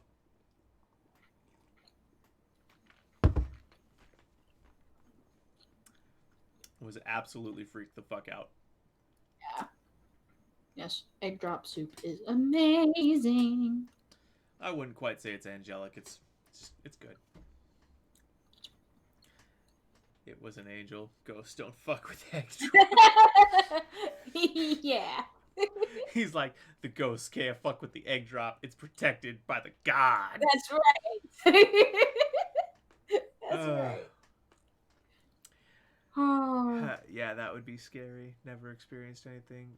Yeah, I mean, it really was crazy, bro. All I can do is swear to you on my immortal soul that I'm telling the truth. I really am.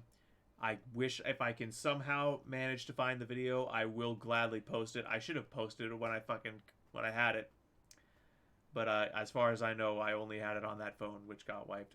I was livid when it did that update. Yeah, we're just gonna casually force your phone to do this update. Oops, it wiped all your shit off and some of that stuff was irreplaceable, like pictures of your dad who's now dead. Sorry! Yeah. Scream like a little girl and run. Biblically speaking, egg drop soup can kill demons. It's in the esoteric understanding or something. Huh. Yeah. Don't look into it, just believe me. Uh-huh. You had me going. You had me going there, not gonna lie to you. Sometimes I'm a little bit too trusting. Yeah. Not gonna lie to you. Sometimes I'm a little bit too easy to take for a ride. No homo. Like, I believe you. I promise. I swear. Listen, that's the last time I'm going to allow you to fool me. The next time, there's gonna be some very serious consequences. I swear.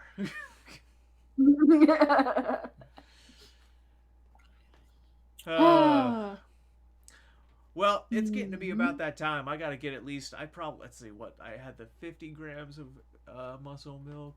I had breakfast. No, I didn't have breakfast because I went to donate plasma. So, Yes. I need like another 100 grams of protein. Fuck. But anyways, don't look into it. I believe you. Anyway, do you guys have a raid suggestion? It's getting to be about that time. It's getting to be about that time. Yeah, because we got Pinky and Sergeant Thunder Thighs. As far as I can see. I've got some people we can raid, but I've raided all of them somewhat recently. So I do declare that he does declare people. Can I get a witness? Can I get an amen? Can I get a witness? Can I get a witness? Can I get an amen? Amen. Goon turn to God. Okay, I'm assuming that's a Twitch suggestion. I'm gonna grab this. I'm gonna go Twitch search this. Mm-hmm.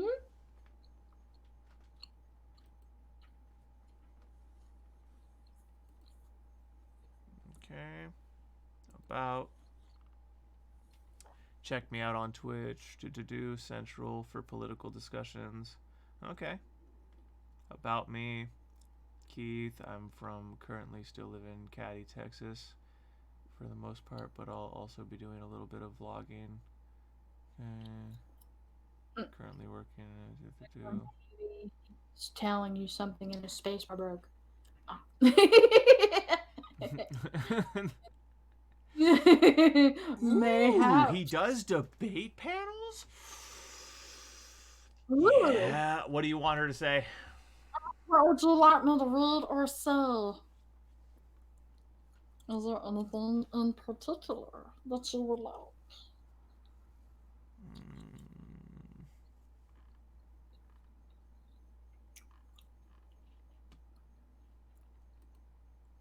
Oh, this is very interesting. Anything in particular? What is he commenting I on? want to talk about this. LGBTQ students at BYU New York City stands with you!